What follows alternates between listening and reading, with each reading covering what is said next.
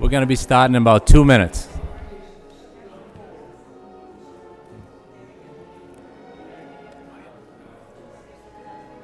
Same to you.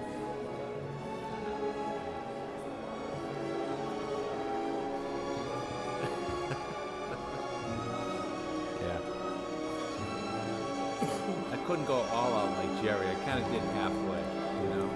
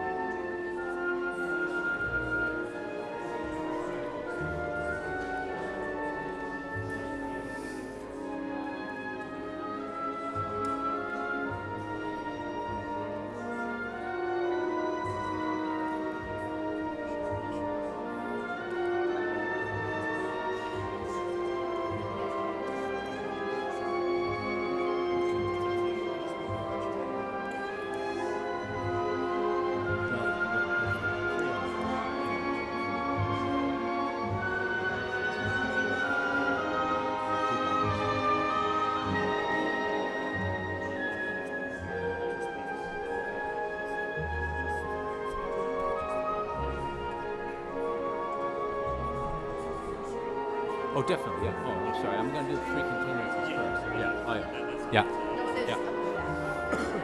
That ought to give you a chance to speak.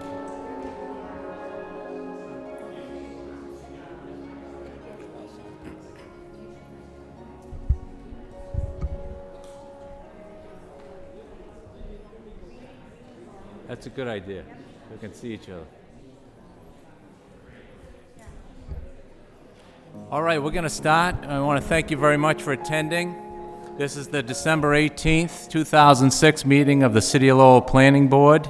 I want to welcome everybody to the chamber tonight. My name is Joe Claremont. I'm Vice Chairman of the board, and I'm once again pinch hitting for our chairman, Mr. Tom Linehan. As many of you know, Mr. Linehan underwent a medical procedure. I spoke to Tom today. He's doing very well. Is feeling pretty good, and he will be back for our next meeting. So he sends his best to the board, and we wish Tom all of the best. I want to introduce our members tonight as well. We have Mr. Steve Gendron to my far left, Mr. Jerry Frechette, Mr. Richard Lockhart, James Erickson from the DPD, Pardis Safari, also from the DPD, and John McKenna, City Attorney. So we have a full complement tonight. I know that we received in our package some notices that we have 4 public hearings on tonight, 3 of which are going to be requesting continuances because we do not have a full board. I'm going to open up the meetings and we're going to discuss that. So the first public hearing is a zoning amendment, 550, 570 Bridge Street. The Lowell Planning Board will review a proposed zoning amendment to extend the existing TMU, Traditional Neighborhood Mixed-Use Zoning District, to include the area of 550, 570 Bridge Street. The area is presently zoned NB Neighborhood Business and comprises 550 Bridge Street and 570 Bridge Street. The area is located at the corner of Bridge Street and West 6th Street in Lowell. Is there anyone here from the applicant? We received a letter in our package from the applicant. Because we knew we were not going to have a full complement of board members tonight with our chairman being out, he has requested a continuance before, so he could heard before the full board at our next meeting, which is not till January 4th of 2007, I believe, a Thursday night. So with that request in hand, I'll take a motion from the board. Mr. Chairman, it's too bad we can't. I see people frustrated in the crowd because of this announcement. It's too bad that word of that can't get out to the public when this is. I think it's fair to the applicant to have a full board, but I also think it'd be nice if we could sort of somehow communicate that to the public so people didn't have to traipse down here and only to find out they have to spend another night at City Hall. But with that said, I'll move that we accept the petition to continue the hearing. I'll second the motion. Motion made and seconded. All in favor? Aye. Aye. Chair votes yes. The second matter, which we'll be seeking a continuance as well, is for a site plan and special permit review, 685, 686 Lawrence Street. The Lowell Planning Board will review an application by the Frawley Realty Trust for site plan approval and special permits for the development of the property located at 685, 689 Lawrence Street. The proposal includes the construction of 24 residential units with associated landscaping and parking. 4 units will be located in the existing building at the corner of Lawrence and Andrew Street. 9 units will be located above a portion of the building on Andrew Street, and 11 new townhouse units will also be constructed along Andrew Street. This project is in the TMU, Traditional Neighborhood Mixed-Use Zoning District, and requires special permit review under Article 12 and site plan review under Section 11.4 of the zoning ordinance. In this case, we also got a letter from the applicant, basically the same, indicating that since there's not a full board available for the planning board, a request that it be continued to January 4th, 2007. I did speak with some of the neighbors here tonight on some of these projects that are seeking continuance, and as Mr. Gendron said, it is a bit frustrating. We don't like to have continuances if they can be avoided, but in fairness to the applicant, they're entitled to come before a full board because they need a certain number of votes, 3 votes for site plan review and 4 votes if it's special permit, so they're certainly entitled to do that. In this particular case, again, we received notice in writing that they'll be requesting a continuance, so may I have a motion? Mr. Chairman, I'll make a motion that we, to continue the special permit review for 685, 686 Lawrence Street until January 4th. Second the motion, Mr. Chairman. Motion made and seconded. All in favor? Aye. Chair votes yes. That will be continued to the January 4th, 2007 meeting. In the third matter, I'm going to go a bit out of order. Will not be Hildreth Street. I'm going to skip ahead to 94-106 Rock Street. The site plan review 94-106 Rock Street. The Lowell Planning Board will review an application by Middlesex North Resource Center, a subsidiary of Bridgewell, Inc., a non-profit educational corporation serving disabled individuals, for site plan approval for a project located at 94-106 Rock Street. The proposal includes the rehabilitation of an existing building with site, laundry facilities, a recreation community room, and 12 bedrooms. The proposal also includes the construction of a new 6,900 square foot building with 12 efficiency units, classroom and office space, as well as a 15-space parking lot and associated landscaping. The project is located in the UMF Urban Neighborhood Multifamily Zoning District, requires site plan approval under Section 11.4 of the zoning ordinance. And this is the final matter requesting a continuance. We got a letter from the applicant of Bridgewell, again, since we don't have a full board, requesting a continuance to January 4th, 2007. Is there anyone here from the applicant? Yeah, there is. Certainly. Could you come to the mic, please, and state your name and address? You say you're going to extend this until, let them go until January 4th on this? There's going to be a motion to continue it to January 4th, Okay. 2007. I just have one question, sir. How many times is this going to be extended? This is the 4th time I've been down here, or the 5th, I'm not sure, but I know 4th for sure. And every time that we come down here, it looks like, you know, maybe there's some people that are against this, and so they ask for an extension. I don't think it's right. 4 times? That's all I have to say, sir. Okay. I thank you for your comment, and I understand your frustration. This particular matter had been before us before. We did vote on it. It's coming up again for a new public hearing. There will be an opportunity for the applicant to be heard on that. There certainly will be an opportunity for the neighborhood to be heard, and we need to hear the neighborhood opposition. But we can't open that public hearing until the applicant is before us and we have a full board.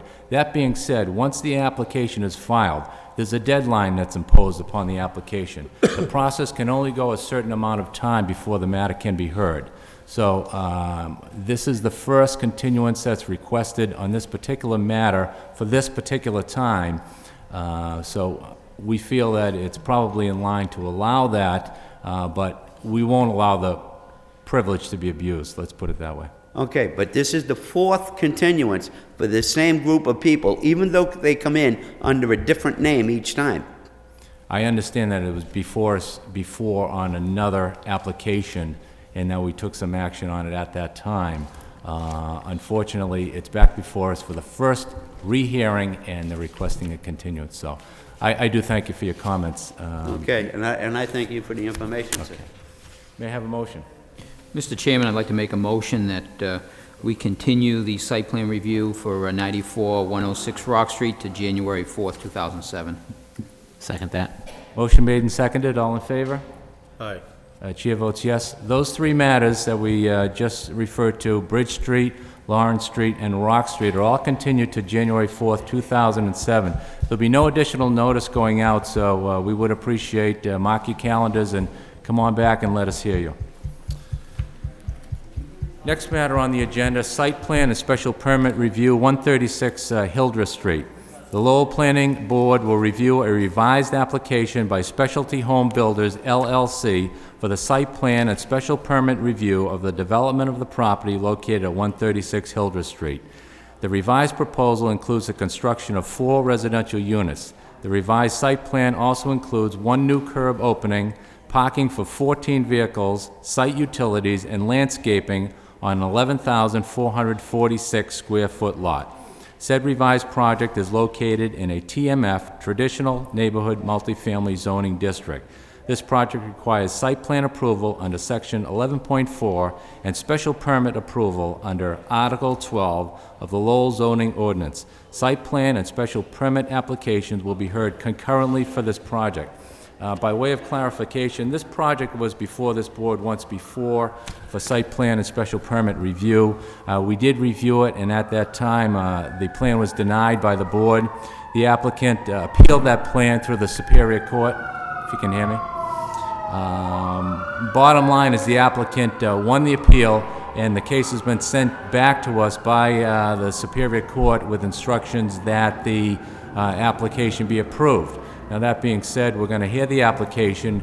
We're allowed to approve it according to the court judgment. We can impose reasonable conditions on the approval if we deem that is appropriate. So may we hear from the applicant?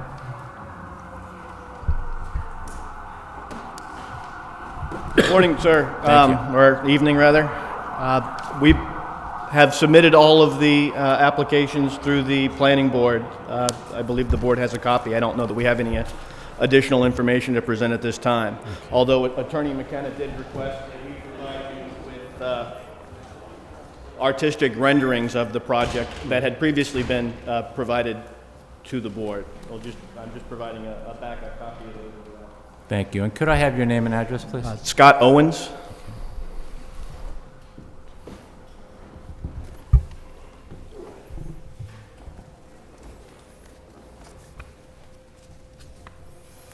Did you have anything else you wanted to add?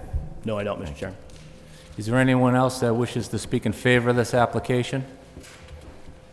In favor? In favor? Hearing none, we'll open it up for the opposition. Anyone wishing to speak in opposition to this application? In opposition? Yes, ma'am?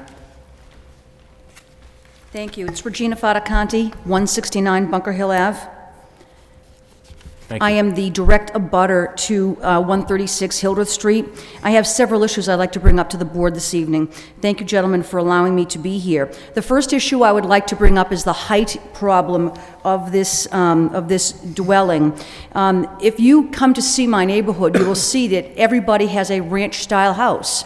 And it's simply that. We have ranch-style houses.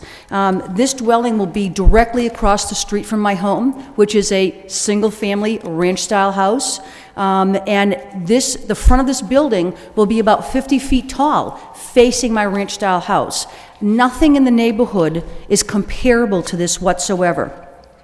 The second issue is the driveway opening on Bunker Hill Ave. The driveway will face my driveway. This is a safety issue, gentlemen, that concerns me greatly. The other issue with the driveway concern is the traffic coming from St. Louis School. I don't know if you've ever been there in the morning or in the afternoon when parents come around the corner, drop their youngsters off at St. Louis School, or to actually watch the line form from the top of Bunker Hill Ave, straight down Bunker Hill Ave, past my house, around the corner to 136 Hildreth Street. Parents waiting to come and pick up their children. This is a constant issue every single day. Now, we live there. We recognize there's traffic, but with 14 additional cars being parked on Hildreth Street, this is going to create an even bigger traffic problem, much bigger traffic problem. It's also going to be a problem for me because I am a direct abutter. Their driveway and my driveway will be facing each other. I'm concerned about some kind of a hazard. The other problem that has sprung up over the past several months is a water problem. I tried to take some pictures today because the weather wasn't so good, they didn't come out that great. But beginning at the 136 Hildreth Street, the edge of the driveway, there is a water problem now. The other morning I pulled out of my house and went to go onto Hildreth Street, and there was a large smear of ice that was, I would say, 2 inches thick. Now, that's the first time I've ever seen that. And gentlemen, I don't want to have to tell you how long I've lived there because I like to keep my age private, but I've lived there a really long time.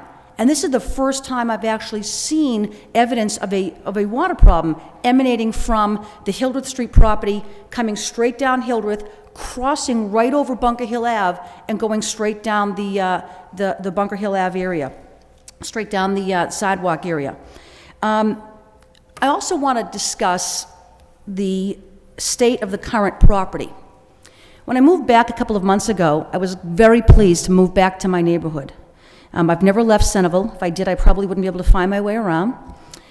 And I had a law enforcement officer stop at my house yesterday, and he said, "You know what, Regina, this is probably the last nice neighborhood in Centerville. It's a beautiful neighborhood, and I would like to keep it that way." When I moved back home, I noticed some graffiti on the property at 136 Hildreth Street that had been there for quite some time. I kept waiting for the landlord of the property to remove the graffiti because I didn't think that my neighbors and I should have to put up with this kind of filth. He never came. So I took a spray can and I sprayed over it, the same beige color as the wall, because I don't think my neighbors and I should have to put up with somebody who is an absentee landlord and an absentee property owner. And I mention it because it goes to the indication of how the person feels about the neighborhood. I love my neighborhood, so I could not stand another day to see that graffiti. My other neighbors, who were a bit timid, more timid than I, came up to my door and said, "Oh, did you spray paint that disgusting graffiti?" I said, "Yes, I did." I said, "When I go to the planning board meeting, I'm going to admit it, because I don't think that my neighbors and I should have to put up with stuff like that." It is an indication to me of the intolerance that the gentleman has for the neighborhood and the fact that he is an absentee landlord. My concern is that we'll have a property built and it will be much the same. I'll be looking at a 50-foot tall structure with more graffiti and a driveway entrance that's a danger. Gentlemen, I would like you to send this back to the city solicitor to challenge the outcome of this case. A mockery has been made of the zoning code of the city of Lowell that the Lowell City Council fought very diligently to change so that homeowners like myself and my neighbors and the abutters would have decent homes to live in, decent neighborhoods to call our own, beautiful pieces of property. I look up and down my street, and there is pride in my neighborhood. And it's a beautiful thing to see. When I look across the street, however, I see a lot of overgrown weeds, I see a lot of grass that is unkempt, and I don't see the same kind of pride, and that concerns me greatly. I would respectfully ask you gentlemen to return this to the city solicitor and ask that the city solicitor, in fact, make a challenge in Superior Court. Thank you. Thank you. Anyone else wishing to speak in opposition? Yes, ma'am. Hi, my name is Maureen Kelleher, and I live at 37 Unsworth Street, which is a small dead-end street that runs right off of Bunker Hill Avenue, right directly across from St. Louis School. If I may approach, I do have some Sure. photographs.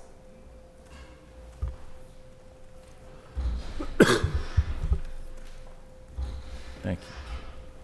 Exhibit 1 is a photograph that actually shows the monstrosity and the condition that it now is on Hildreth Street. And it shows exactly what that building has been left as with respect to the owner not giving the least bit of a care for the people who are in this neighborhood.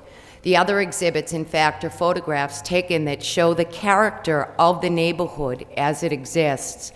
And as Regina was just saying, they're single-family homes. They're small capes, they have yards, they have trees, they have gardens, and the people who live there take a lot of pride in the fact that they spend this time, you know, trying to keep a neighborhood looking nice and taking care of their property. And that building on the corner has never been taken care of, at least in the last 2 years. And the same thing with the graffiti.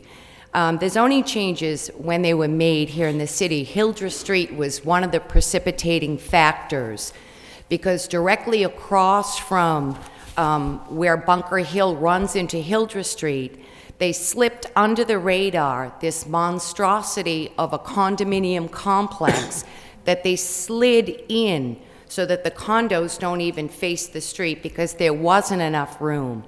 3 lots up from there, 12 units were put in, and a single-family home came down. When all of that started, right in this same area of Hildreth Street, they put the moratorium on because that section of Centerville was being overrun with developers coming in and buying single-family or two-family homes, and within a year, you've got 12 units in one place and 6 in another. From what I understand, there is supposed to be 4 units and 14 parking spaces for 4 units, which means that it's going to be buildings and cement city, period. You're not going to be able to get 14 parking spaces in there unless you just hot top the entire section that isn't built on. You take a look at those photographs, and that is not the characteristic of this neighborhood. That is not the tenor of what this neighborhood is all about. I, too, would request respectfully that you send this back and have the city fight for us, because we can't, I mean, we do the best we can by coming to these meetings and voicing our opinions, but beyond that, we can't fight the way that the city should be fighting for us. We're taxpayers here, we live here, we work here. A lot of us have grown up here and been here for years and years and years. 47 years I've lived in that same section of Centerville, and I would ask that you at least try to protect us. Thank you. Thank you very much. Anyone else wishing to speak in opposition? My name is Jim Heller. I live on Parkview Ave in Lowell. I'm here with my dad, who is in a butter at 145 and 147 Hildreth Street, as well as my aunt, who lives in that property, Ann Reynolds at 147 Hildreth Street. Just a couple of issues I want to bring up on this. And obviously, I'm speaking here in opposition. Principal reason is the height issue of the whole thing, which I know is apparently more in the purview of the court, I guess, than anywhere else. I think a couple of issues, if you do end up having to just place restrictions on this, that should be looked at rather carefully.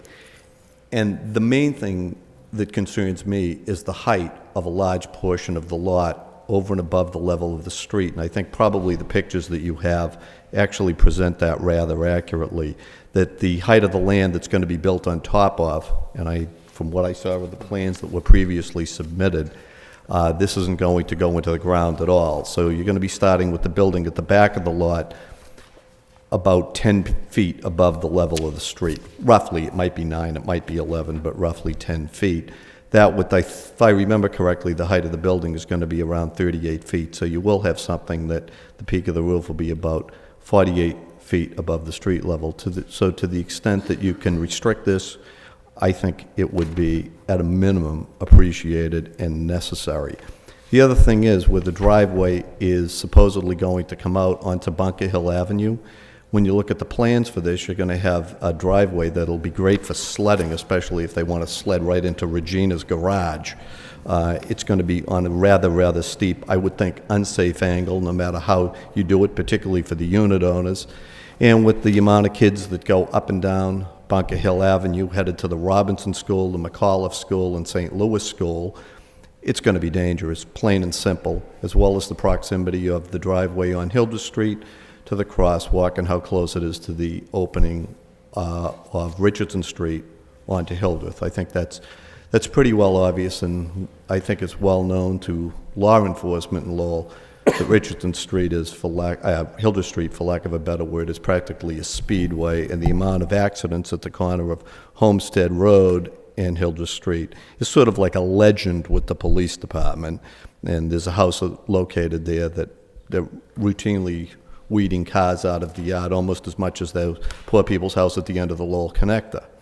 Last thing I would like to bring to your attention is my understanding of what the court kind of hung their hat on was that application of a particular set of zoning laws that are, I guess we sort of know as the old zoning laws in the city of Lowell.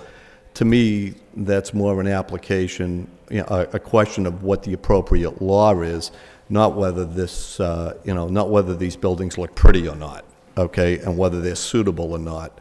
I have my own opinion on that. But the bottom line is, it does seem that it's a matter of law in this particular case, which seems to be rather appealable, and it's a very, very, yes it is, no it isn't on an appeal, and is exactly why we have a city solicitor's office in the first place in this city, and that's their job, and I don't see why that it shouldn't be at least sent back to the solicitor's office and ask for an opinion on the potential for success.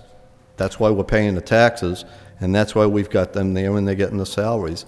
And I don't think I don't think that's a difficult issue to get an opinion on. We've got everybody there. Let's get the opinion.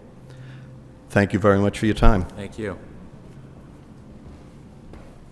Anyone else wishing to speak in opposition?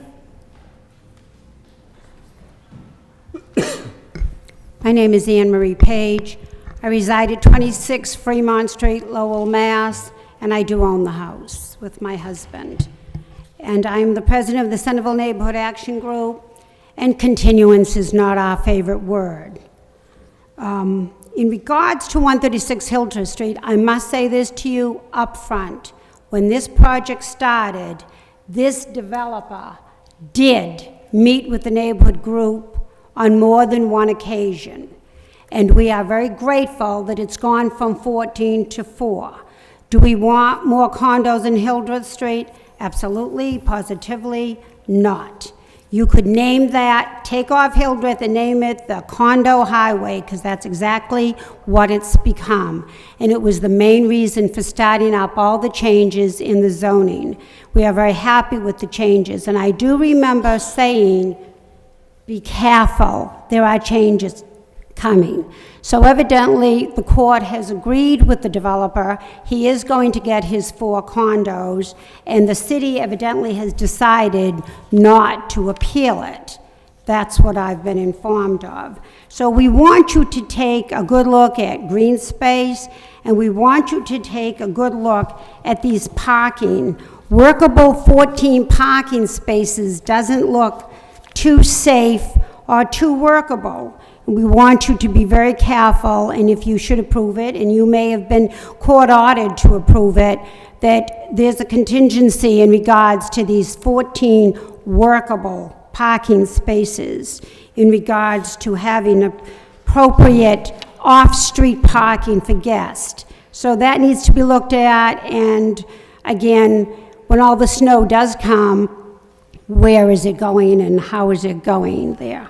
I would like to say a very special thank you to Mr. Gendron, because if there is a continuancy and the applicant is notified, somehow there should be some kind of an effort to try to notify some of the neighborhoods.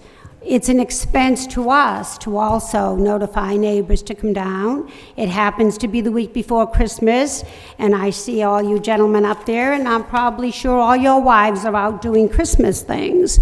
So we have all given up our time to come down here because all of these issues, irregardless of what part of the city you're in, are very important. So I don't know if you have a limit on how many contingencies, how many continuances are allowed, but I think it needs to be looked at. I felt bad for the gentleman that came 4 times on one particular project. So maybe when you're reviewing other items, you might want to give a little limit on that. And I know this is something where I think you're limited on what you can and can't do because of the court order, but whatever you can do, we appreciate you doing it for the sake of our neighborhood. And when you finish with this project, see if you can get a big stamp that says amen, because I don't think Hildreth Street could take another condo. Thank you very much. Thank you. Anyone else wishing to speak in opposition? In opposition? Yes, sir. George Zaharoulis. I really didn't come down to speak about this, but I happen to know this project, I think.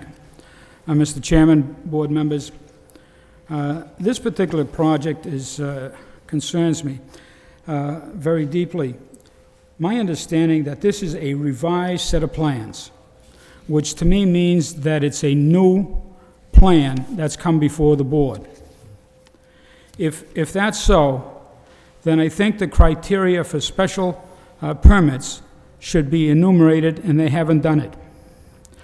The second part of this is that the dimensional requirements are 4,000 square foot in this particular zone per dwelling unit, as well as 500 square feet per dwelling unit.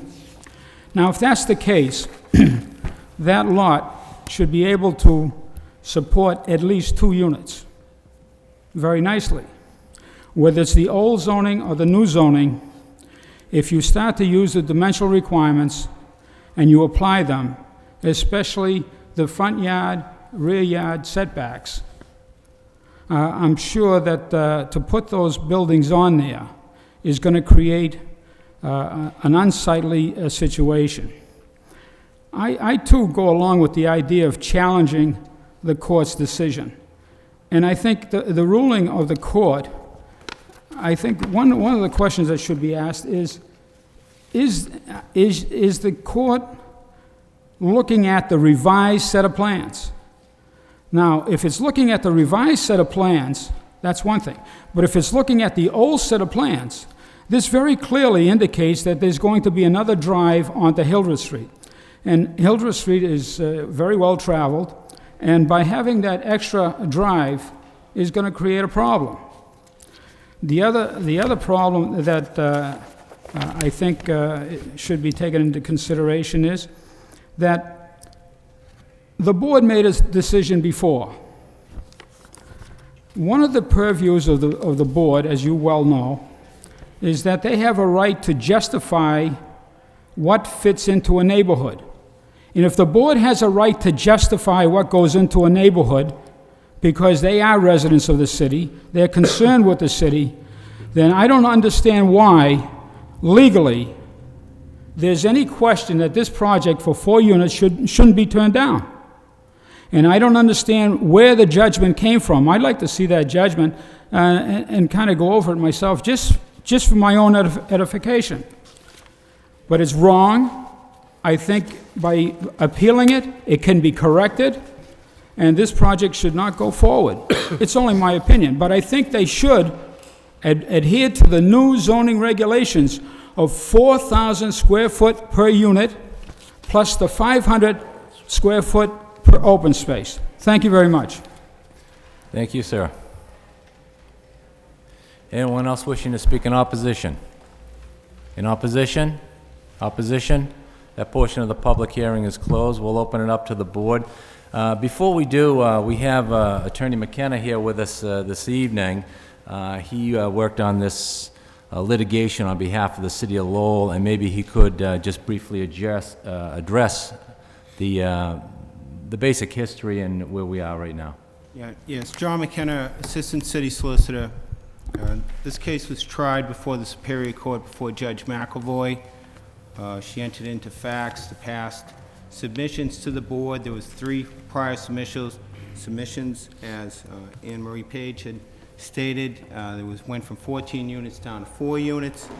The case at hand was the plan that's before the board. And Mr. Chairman, is the audience aware of the site plan? Is there any larger plan we can put up, James, or anybody that can pass this around to them? There is just one entry, Mr. Chairman, off of Hildreth Street, if that's correct. I think Regina had stated there was 2. Right, and my understanding too is that it's the same plan that this board reviewed in June of 2006, with the exception of the removal of a retaining wall on Bunker Hill Ave. That's correct, Mr. Chairman. Correct. So if the audience wants to look at that plan, the decision made by the court stated that this particular site is in a TMF zone. And although the board, as Mr. Zaroulis has stated, having served so many years on the board and done a great job on the board, you look at the character of the neighborhood. And one of the decisions, and it's the right of the judge to have a new trial de novo and hear all the facts. The judge looked at it and she stated that the fact that it was, the zoning was amended in 2004 on this property because it was a multifamily, remained in a TMF zone and wasn't in a single family zone. That way, in comparing it to the properties down Bunker Hill, adjacent to one of the abutters over here that spoke, in Regina's property, that it wasn't fair to compare the character in that way. That's a decision that the judge made. She also, with regard to the height requirements, the judge found that it did meet the height requirements per the zoning, and it was less than 2.5 stories because of the coverage on the foundation. Now, I have a copy of the order here. If anybody has any questions, I'll be available to speak to them about that. The judge made her decision based upon the facts. She stated that she didn't find enough finding to support the board's decision to deny it based upon the zoning that was done by the city. It said that it met the criteria with regards to parking, and she made a detailed finding. With regards to appeal of this decision, the city solicitor has reviewed it. They had reviewed and determined that it would not be appealed and it would be remanded per the court order. And it's here before the planning board tonight based upon a court order. Once again, if anybody has any questions, I'd be available to speak to them, Mr. Chairman. Thank you, Attorney McKenna. I'll open it up to the board now. Who wants to start? Show of hands? If the petitioner, if I could ask you a few questions regarding that site. I know the topography is a question because we are talking about the height of the buildings, which meet the zoning requirements. However, I have to agree with the. I sat there on Bunker Hill looking at that retaining wall and the height of the existing building, and was concerned with how that would tower over the rest of the neighborhood, and just curious as looking at this site. I did have the opportunity when the original proposal was in the planning board, before the planning board and at the planning department with the condos that were being proposed, I believe 14 units. I think that proposal broke a record for curb cuts because I think there was a curb cut for just about every unit. So I certainly can say that this has come a long way from what that proposal reflected. But clearly I think that reflected a change in the topography of the site. And I'm curious if you've taken a look at that and would entertain possibly changing that topography so those buildings, although they meet the height requirement, you're starting at a level that's already about 9 to 10 feet higher than what's already there. Just if you've given any thought to that. Okay, do you want to address that, Rich? Right now, the current building, the new buildings would actually be lower than the current building is. So I don't know what we could do to change that any lower. Are you looking to change that topography at all? Is that retaining wall that's there right now, are you looking to keep that retaining wall? That is what we're looking to do, is incorporate that into the new design. Are you looking to do any facelift to that retaining wall? Because that's not a very attractive wall, a poured concrete Well, as I wall. said, it's been there much longer than I. And, you know, I don't know when it was placed in there, but it's been there in the neighborhood for, you know, probably many more than that. I've owned it for that long, but I mean, the wall has been there to the prior owner, so however long that is. So is your answer to that question, you're not planning to do anything to that wall as far as a facelift at all? We had not planned to facelift it at all. Okay. And the mature tree that, I believe that's a maple that's right at the corner, are you looking to keep that or take that down? That shows in the drawing, I believe, to keep it. You're going to keep that.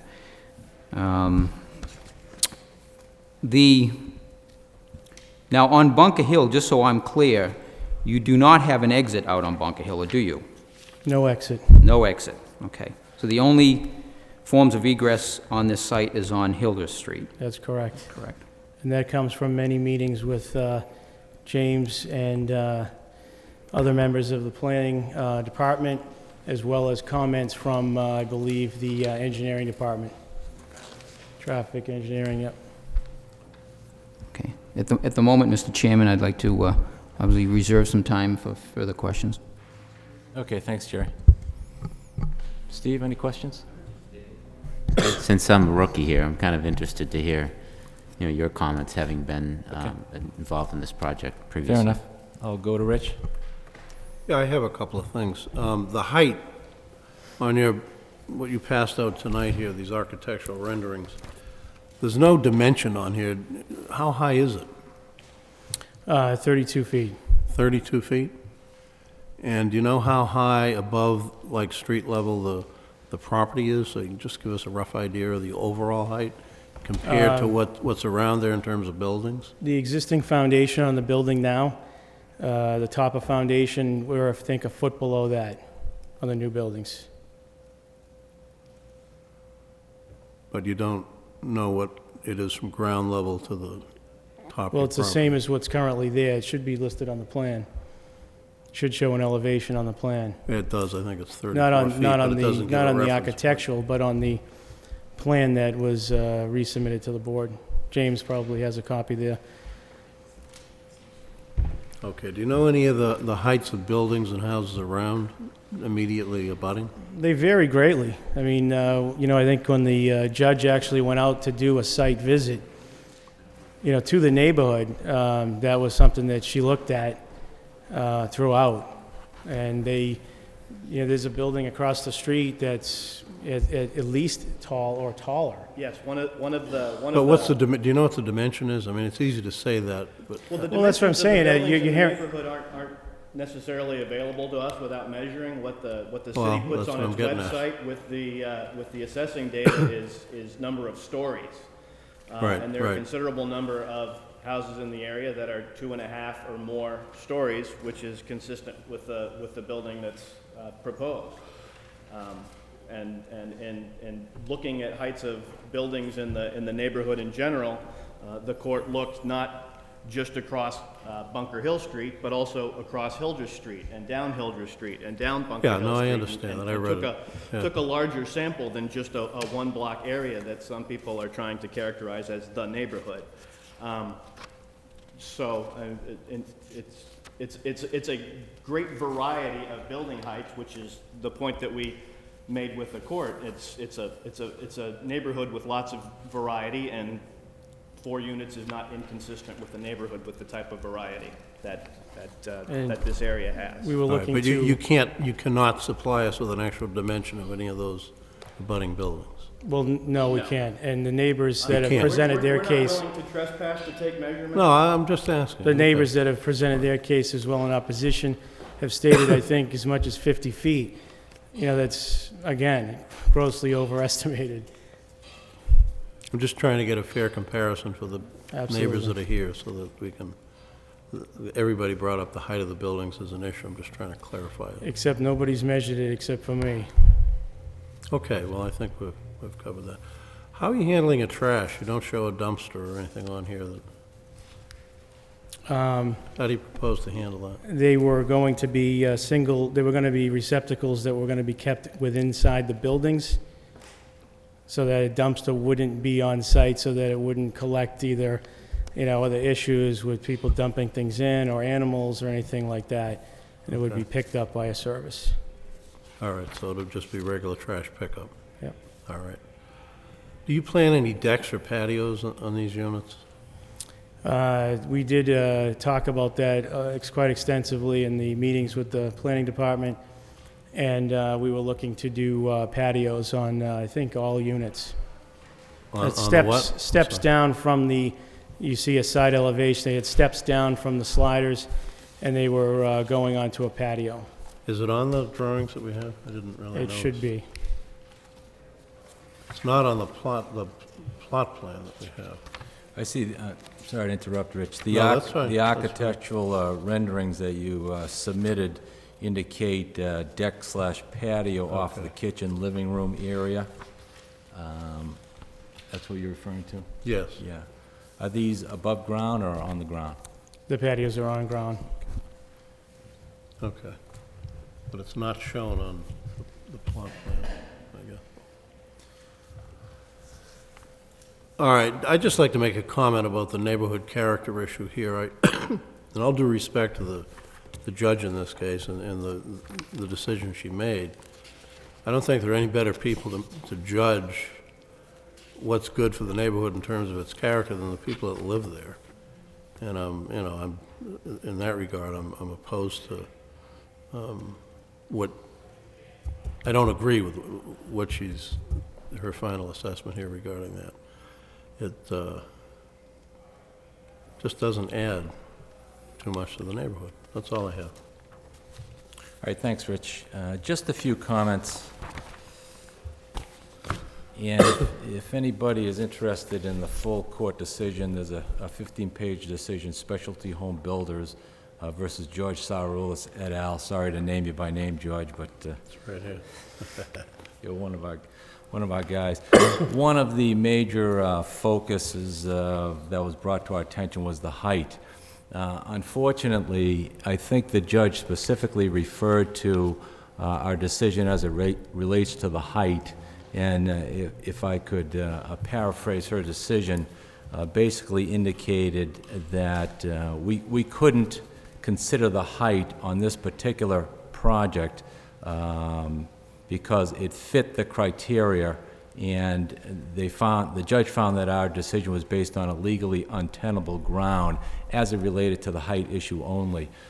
I just want to stress that that decision is on this particular project only, and in this particular case, in this particular drawings. It would not apply to any other situation we have moving forward. So we're not setting a precedent here by allowing this. It's gone before the court, and the court has indicated that we do need to approve. We can approve with certain conditions, I suppose, but height, to my reading of this judgment, is not one that we could consider. Is that right? Yes, that's correct, Mr. Chairman. The decision did state that, it didn't say that the bylaw was incorrect. It stated that it met all the requirements of the bylaw. And what she indicated, I believe, on page 7, was that you couldn't compare the height of one building to another building. That you had to look at the height, as Mr. Locker was looking at, from the dimensions of the building and determine whether it was more or less than 3 stories and how the foundation was covered. Right. And the judge specifically referenced the too much taller argument as one that we couldn't make in this particular case, but as it relates to neighborhood character in future cases is something that we could consider. Is that correct? That's correct. And anytime you have a decision like this and you put the bylaw before the court, obviously the city takes a look at this decision and see how we can strengthen the bylaw. Obviously, we went through an amendment in '04 for that particular purpose. Again, in this particular property, because of the existing structure that's on there, the way it was explained to me, when the city did the amendment to the zoning, they included this property in the TMF zone to protect its current use, not to create a pre-existing non-conforming. The judge stated that although the whole neighborhood, as Lockhart is best described as people that live in it, it's on the border adjacent to the single family. I believe it would have been a different case had it been rezoned to a traditional single family, and that's specifically in the decision. And again, it's a decision that came out, the city's working with it, don't take these things lightly. We try to improve the neighborhoods, especially the work Center Neighborhood Group has done in this area, Centerville, as they stated, the reason for the amendments came from this area. So we look specifically for that. All right, thank you. The plan that we're reviewing, or the plan that we're looking at here, is the same set of plans submitted in June of 2006, and I believe some of you have seen copies. But one change that's referenced is removal of the proposed retaining wall along Bunker Hill Avenue, and I just asked if either the applicant or somebody can address that. The removal of it? Yeah. That's right. What's being done? As I said, I think, stated in, in a letter from Attorney Perkins' office, that, we were looking to, incorporate as much as that into that new plan as possible, with being the front, around the corner to Bunker Hill, where the new wall starts, all that old stuff was going to have to be obviously redone and landscaped into the existing elevations right now. What's there in the front on Hildreth Street is a block wall, and also running between the neighbor's house on the, between the Hildreth side of the property, so the property to the right, it's again another block wall. And so we were looking to do some fence screening there and stuff, as you can see on that plan, on that side between the house, and then around, like I said, that front street and corner going into Bunker Hill, there was going to be a match into that wall that's existing. Okay. And all of the proposed screening that's referenced on this plan, that's all going to stay?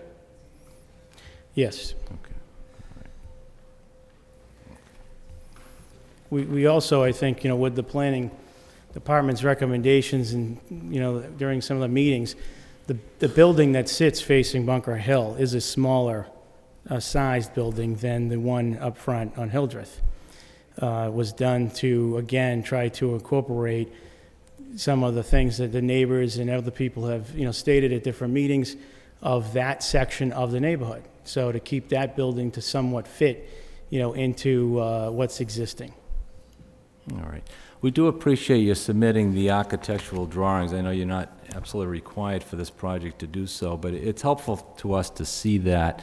And I'm just going to ask you a couple of questions, and some of this may go back to our original meeting, but perhaps for some of the neighbors or some of the board members that weren't here. These buildings don't have front porches, is that correct? The drawing that you have there in front of you, it's a drawing that, again, I think the city has used and recommended in many different locations, and it has a kind of, at least like a roof in the front over the doors, over a landing. So I would say it probably classifies as a porch, as an entryway. But not one for furniture or things along that Yeah. porch that people would have. Yeah, I mean, the actual depth of it is not anything more than, I believe, 3 or 4 feet. Like a landing type Yeah, area? exactly. Okay, all right. Any thought architecturally? I see you've got the doors with the side light, the top lights and side lights. That's what you intend to construct? The windows on the side of the doors? Exactly. We had, and again, you're looking at one of probably 4 drawings that has been talked about and worked with the planning department on. So we've gone through a lot of different sketches, and I think, again, that's one that they seem to like better than most. Okay. There was some thought, too, about the round windows that were located in the front facade of the building, that perhaps they should be replaced by regular rectangular windows, that architecturally they may look better. I'm not married to it personally, but that might be something you want to consider as well. I think we had the same thought. I think that someone had asked for ovals or something at one time, or, again, we were just trying to go with what was provided to us, and specific pictures were giving from other locations, and we just followed those same plans. Well, these guys are good, and if you work with them, I'm sure that they'll be of some help to you as far as the details are concerned. Can you clarify for me the decks and the patios, where they'll be located? Maybe you can just show me on the plan. Sure.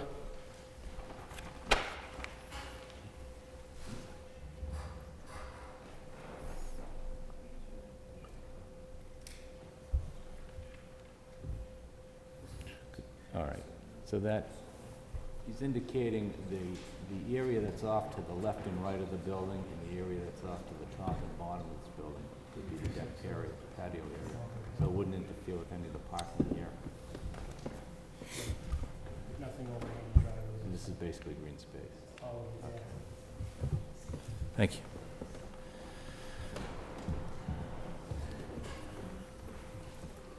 We already discussed there'll be no dumpster on the site. It's going to be private trash collection. Where are the electric and water meters going to be located? Inside the units? Are they inside, or they be?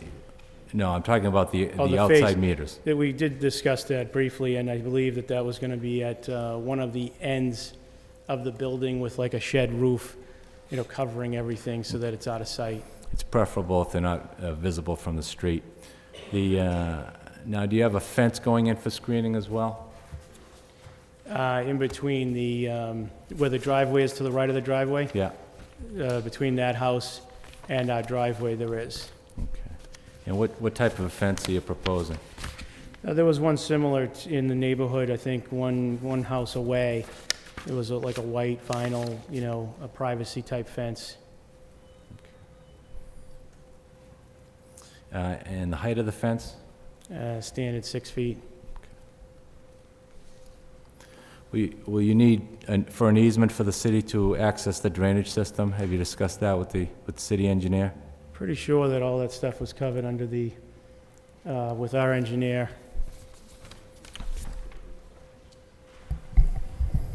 If I may briefly, Mr. Chairman, that's, if it's so for the board to make that a condition of the approval, that's a standard condition that we typically have on projects with the drainage system on site, just in case it does fail in the future and the city needs to go on site to repair or fix or replace. If the owners do not do it themselves, then the city has the rights to go forward and do that, and then bill the owners of that project.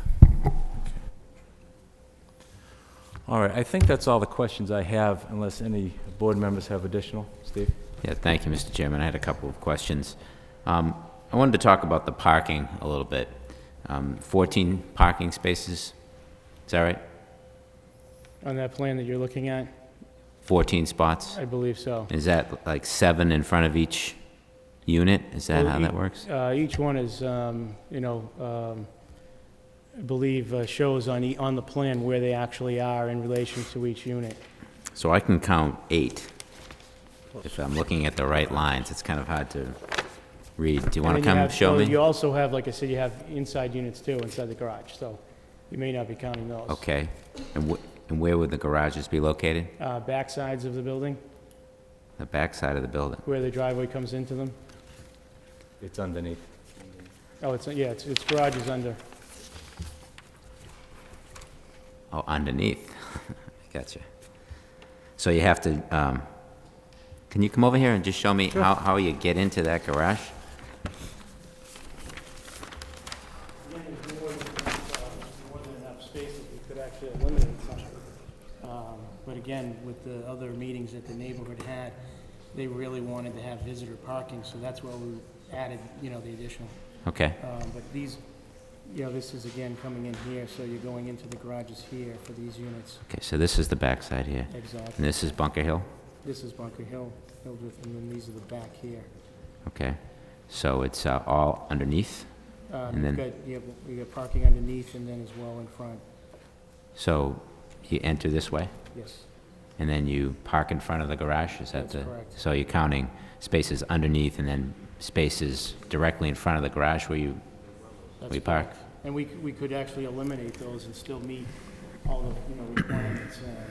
I believe here, the number of spaces are listed, how many we needed, that we could take away in order to, again, if we wanted to solve that.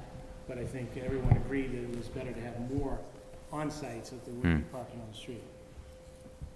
Okay. And while you're here, what about that tree? Where is that tree? I don't see it on the plan here. On this drawing here, it doesn't represent it, but I believe on, if you have all of these sets, the three you have do not show it, but there is a drawing that James, I believe, has that when we submit it, it shows the tree there. The tree will be here. Yeah, they just had some concern that they, obviously, they didn't want it blocking any sight, line of sight for anybody using this corner here. So we brought this back, curved the wall. Right now, it comes out currently like that, straight. Mm-hmm. So you think you can curve the wall and still maintain that tree there? We can actually curve it, and then this will be a grade lower than the wall, so that this will have better sight now than it has. Okay.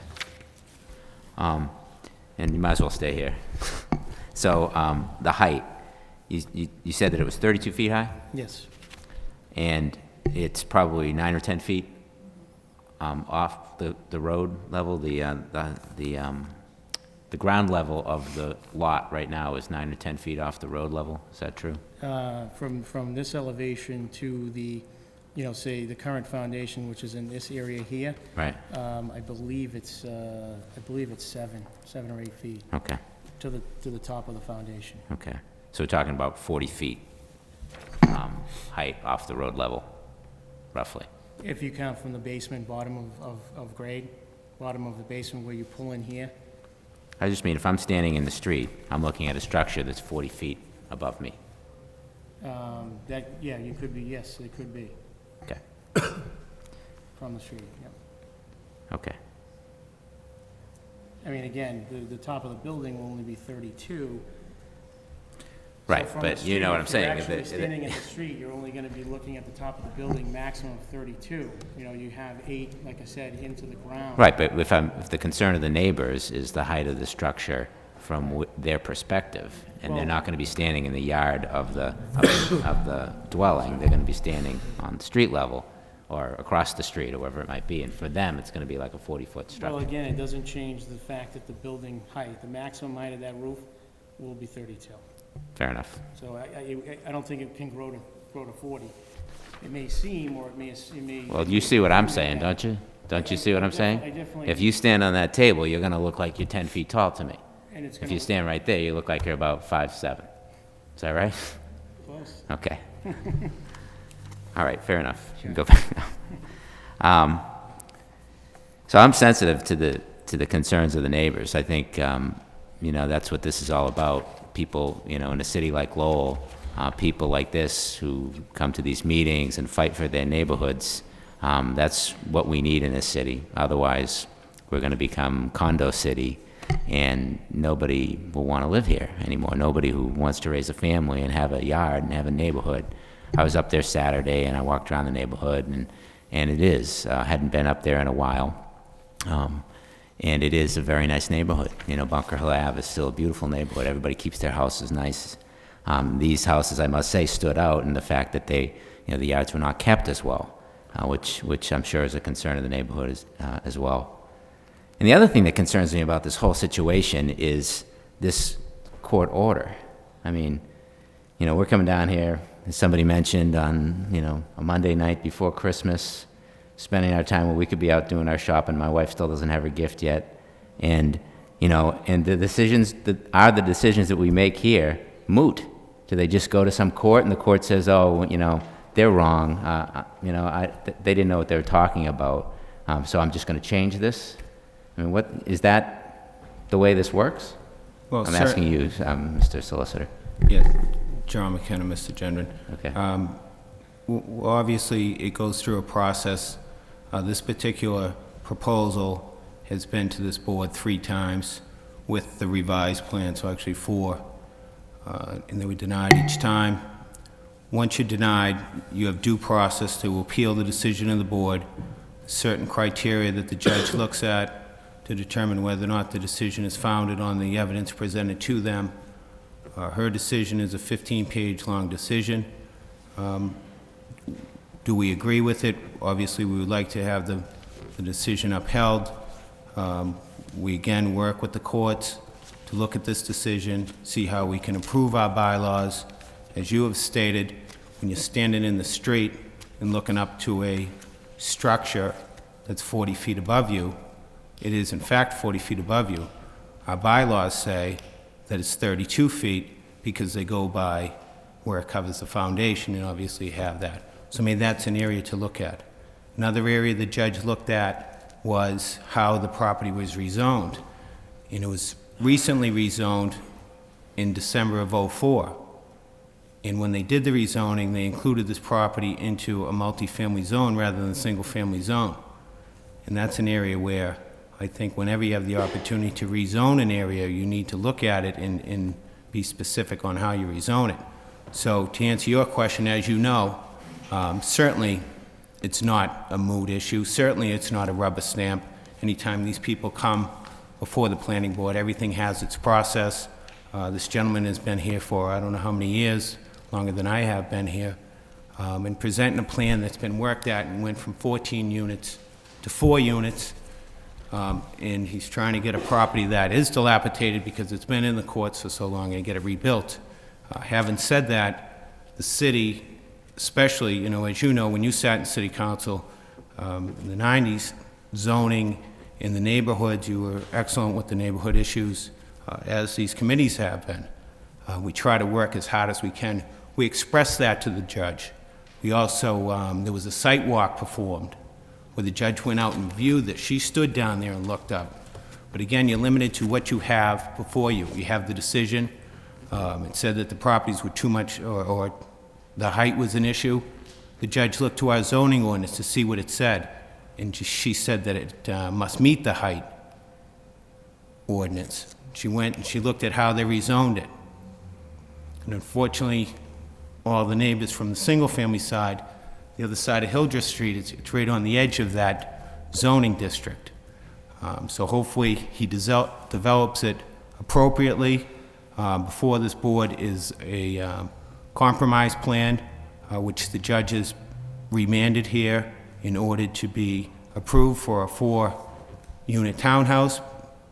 And the board cannot go beyond her decision, but certainly as the conditions that the chairman has addressed can be addressed and the architectural issues worked out, it's certainly one of the most important processes is to become before the planning board for site plan review and the special permit. So I hope that answers your question. Yes, I mean, I understand the procedure now. And I know you do, with all due respect. I know you understand that and appreciate that. Well, I am learning these procedures as we go here, but my other question is what, you know, this decision is pretty clear. It says this must go back to the planning board and they must vote to approve. Yes, it is. So what happens if I go against that and vote to deny? Well, then I guess we would have to speak to the judge. The judge may order it back again to...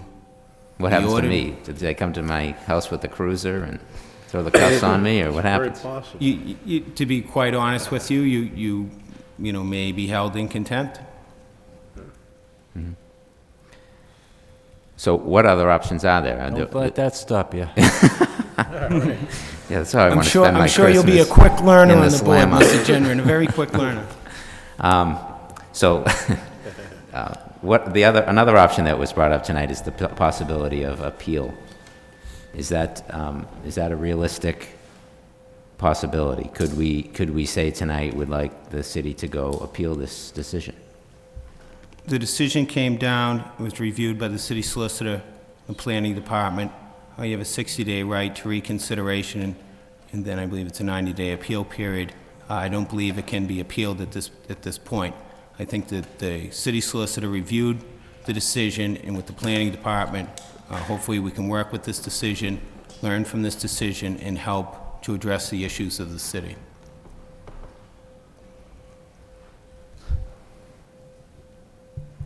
So it can't be appealed?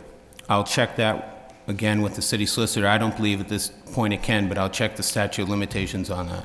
Mm-hmm. I don't believe it can. we're going to finish with the board. Thank you. What about, just thinking about the issue of height, which seems to be a concern, would it be feasible for you to consider, excavating some of that property and, so that that building sits lower? That's what we did. We actually, before we brought this, the last revised plan back, we got the okay from the engineering department to actually do test holes at the site to see where water levels were, groundwater levels were, and we were able to determine that we were able to lower the building. So that's, we actually, did that and brought that back to the board at the last meeting before court. So you do plan to excavate the area and bring it down more to ground level, to street level? Exactly. I mean, it will be down towards the street level, and again, I think we ended up getting 3 feet, out of it. What about, and I also noticed in your plan that it looks like you have a, on the top floor of this thing, some kind of a loft. Is that true? Yes. Would it be possible for you to consider eliminating that so that the building would sit lower? I think it's, I think it was designed, certainly because of, I guess, what else is out there, comparable properties, what people are looking for, what they want to buy, that kind of thing. I mean, at one time, as we met with the neighborhood groups and to the planning departments, they had asked us to do just that, to make the units, make less of them and make them bigger, so that we could have the square footage there to then be able to obviously sell them on the market. So we did those things for them, and that's, I think, what you're seeing there is that final size and lot. So you wouldn't be willing to remove the lot? I'd have to look and see what's out there. I mean, as I said, the market's changed a lot, as everyone knows. There is a great deal of condominiums on the market in Lowell right now, and so I don't think I'd be able to address that now. The other question I had, just going back to the traffic, you had mentioned before that traffic would not exit from onto Bunker Hill Ave. So how would that be? How would you enforce that? Well, there's no, like I said, exit onto Bunker Hill. Well, I'm looking at the drawing here again. It looks like there's so the only entrance and exit onto the property would be from Hildreth Street. That's correct. And there's no driveway going out onto Bunker Hill Road. No. Okay. mean, On this drawing, it still looks like there might be one I think there. the drawing you're looking at shows in between the buildings is a flat, the wall comes in curved and then there's a flat wall or in between it. Again, that's a wall, and they wanted that for storage and snow and stuff like that. They did not want an access through to Bunker Hill. And that was with the traffic and also engineering, in the city. Those are the comments they gave us. That's how we changed the plan to accommodate.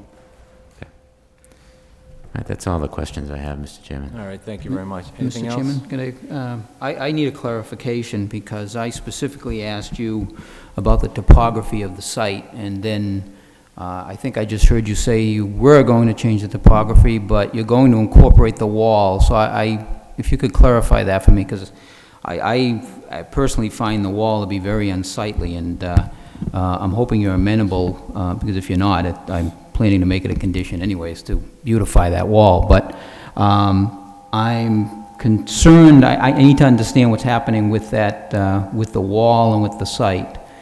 So if you could clarify that, I would appreciate it. And as was pointed out, the tree is not located on our plan, but I think that's crucial because it adds some scale to the buildings. You take that away and you put low shrubbery that typically goes around the buildings, and they're going to look a lot taller than what it is. But if you could please, again, clarify the topography of that site for me, please. I think the drawings that you have there in front of you do not show it. I know the full set that was given did show on one of them that existing conditions. And as far as changing the topography of the lot, anything obviously that's done there will in some way be making, a change to it. And the change that we were talking about was a change in depth. So everything was going to drop down lower so that, again, the height issue wouldn't be there, or it would be, dealt with a little bit better than if we left the new buildings in the same existing place as the building that's there now. Excuse me, James, do we have plans that show elevations? We don't have any elevations here, I'm just curious, do we? What you have in front of you is what was sent to me from the department from the attorney for this round of plans. We do have previous files, however, they were not resubmitted in a full set of plans that is being discussed. What you have before you is essentially what was submitted to the department for this round of the plans.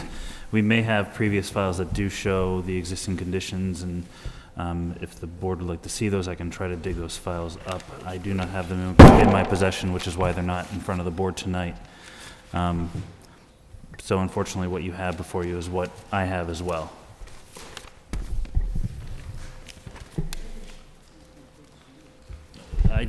Just for clarification, I did not receive that copy of the plans. I can show what I've received, but if the board can review that, that's fine. We did receive these, not at this meeting. With the initial application, we didn't resubmit because the court didn't require us to reapply.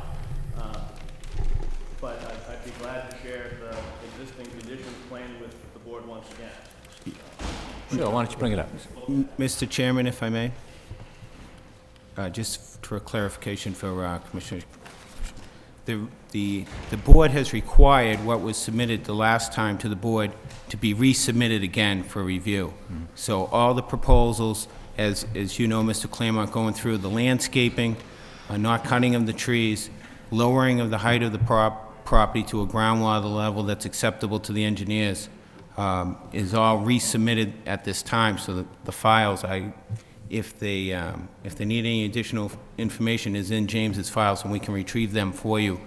All the specifications and the criteria for the zoning must be met, the height, all these conditions. Obviously, you want to review the site plan and see those plans, and thank you for bringing those. But the prior submittal is ordered resubmitted by the court, if that helps to clarify that, Jerry, at all. Thank you. Sure. So are you saying that the court required a resubmittal of all this information to us again? Well, they're not required to resubmit it, but it's resubmitted to the board because that's what the judge reviewed. So if we go and they go and change to a different plan, the judge has seen this plan that was recently submitted. It was, what's the date of that, June, James? Mr. Chairman, I believe it was June 14th, I think it was when it was heard. That's what the judge reviewed with regards to parking, with regards to the size of the properties. She went and did a site walk, the landscaping that was remained, the one entrance, the parking, where they showed an abundance of properties. But she specifically said that it must meet all the criterias of the zoning with the landscaping as proposed and the parking as proposed. It's in the order. She's very clear on that.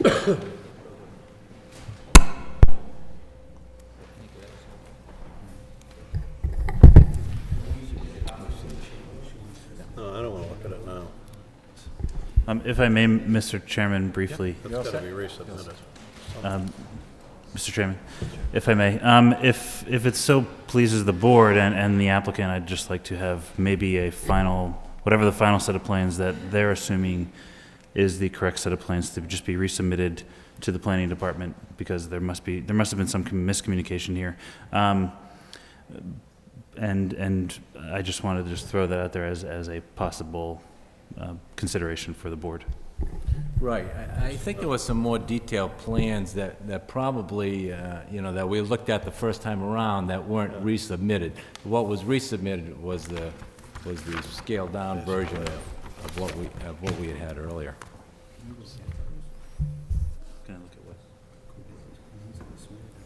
Any other comments, questions? I don't have them in my possession. They're either at the law department. We have an unusual set of circumstances here tonight. In the 5+ years that I've been on the board, I've never run up against a situation like this where a matter had been appealed and sent back to us with specific instructions that it be approved. Typically, in my experience, when a judge reviews a matter and finds some problems with the decision, she would send it back and say, straighten out these problems. But in this case, the judge went a step further and said, she's reviewed the plans and the plan has to be approved. That being said, we can put reasonable conditions on that. I know there are a couple other questions out in the audience. Even though the public hearing portion is closed, I would like to take those questions, and I'll start with you, sir. Could you step to the mic, please? I'll be brief. Sure. On the trash thing, apparently, we have a tradition in my house where we take the trash out. Apparently, they're going to keep the trash in. What happens when these unit owners, it's now in the condo association, and they decide that they'd prefer to take the trash out, as has been an American tradition for a while, and they get a dumpster, and the dumpster is sitting across from Dad's front door? What do we do about that? Okay, secondly, this is the most confusing thing in the world on the height situation, and I understand we're restricted on this height thing. The height of the Prudential Center is less confusing than the height of this building for some reason, and I'm amazed because I don't know how they're going to order lumber when they don't know how tall it is. So seeing these representations have been made as to it's going to be the same height as what's there, we don't know how tall it is, this, that, and the other thing, why can't one of the things be that it isn't any taller than what's there? Lastly, this whole thing on the wall is confusing. The wall's staying as is. We're not going to do anything with the wall, but we're going to excavate. We're going to need a fence on top of it. The wall's pretty tall. Why can't we get some clarification on this? Because I'm reasonably good at understanding this stuff, and I'm pretty confused sitting here. What's the story? Does the wall stay as is? Does it get shorter? Does the ground come down? How much? It doesn't seem unreasonable to find out how much dirt is going away. That's a pretty simple question. 2 feet, 3 feet, as is, what's it going to be afterward? I think those are fair questions, and I think that those can be addressed. Thank you. Thank you. There was another question, I'm sorry, ma'am. Hi, Maureen Kelleher, and I think this goes more to the Assistant City Solicitor. If the time has already expired for the City Solicitor's Office to appeal the decision of the judge, why weren't we notified that all of a sudden this plan is getting jammed down the throats of the people who live in that area? Why weren't we notified that there was some kind of a time frame that had to be worked within, or we were going to lose our right? And why weren't we given the opportunity to contact the City Solicitor's Office directly and say, please fight for us.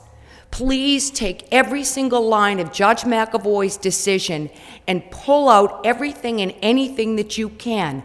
Whether it's she went and looked at the site at 10 o'clock on a Tuesday morning and not at 11 o'clock on a Saturday to see what actually goes on. I don't care what you had to do, but at least to give us the feeling that the city did everything that the city could do to stand up for the taxpayers, especially this area of Centerville in particular. I understand that there are little glitches in your zoning law. Unfortunately, we're living where the price is being paid for the glitches in this zoning law.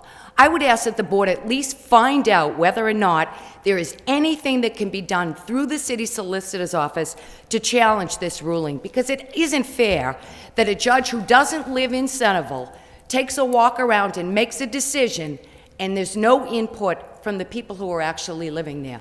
So I would ask that you do nothing until you clarify the fact that we don't have any more recourse through the City Solicitor's Office, because this should be appealed. Do you want to comment on that, or? I don't have any comment on that. The city has done I would the just best give they a could in brief this comment. litigation. I believe that the city did look at it with an eye towards whether they wanted to appeal it or thought it was advisable to appeal it, and that was based upon, I'm certain, a lot of factors. And certainly, correct me if I'm wrong, but whatever action happens here tonight will be a decision of the board that the neighbors will also have rights of appeal. Isn't that correct? Yes, certainly, the neighbors have the right to appeal any decision of the board. And again, the city is trying to work, especially in this neighborhood, and it always has. As was stated, Centerville neighborhood, one of the oldest neighborhoods. And it's a decision that was reviewed by the city solicitor, by the planner. And you know, we don't take these things lightly, and we are here to work for the taxpayers. And all those decisions were reviewed. All right, let's take one more comment. Thank you very much. Thank you. I have to say, Attorney McKenna, I'm appalled that my city solicitor's office took this neighborhood and sold us down the river, because that is exactly what the city of Lowell did to us. No one in the city solicitor's office lives in my neighborhood, and they have taken complete disregard of the homeowners who call this neighborhood home. And I am appalled that the city solicitor's office did nothing to support us. And in fact, I feel allowed the 90 days to go and for us to be excluded from any further action. I find that to be appalling, gentlemen, that it ties your hands now. It's unacceptable. And I would again ask, as my previous two speakers have asked, that you send this to the solicitor's office to see what can be done.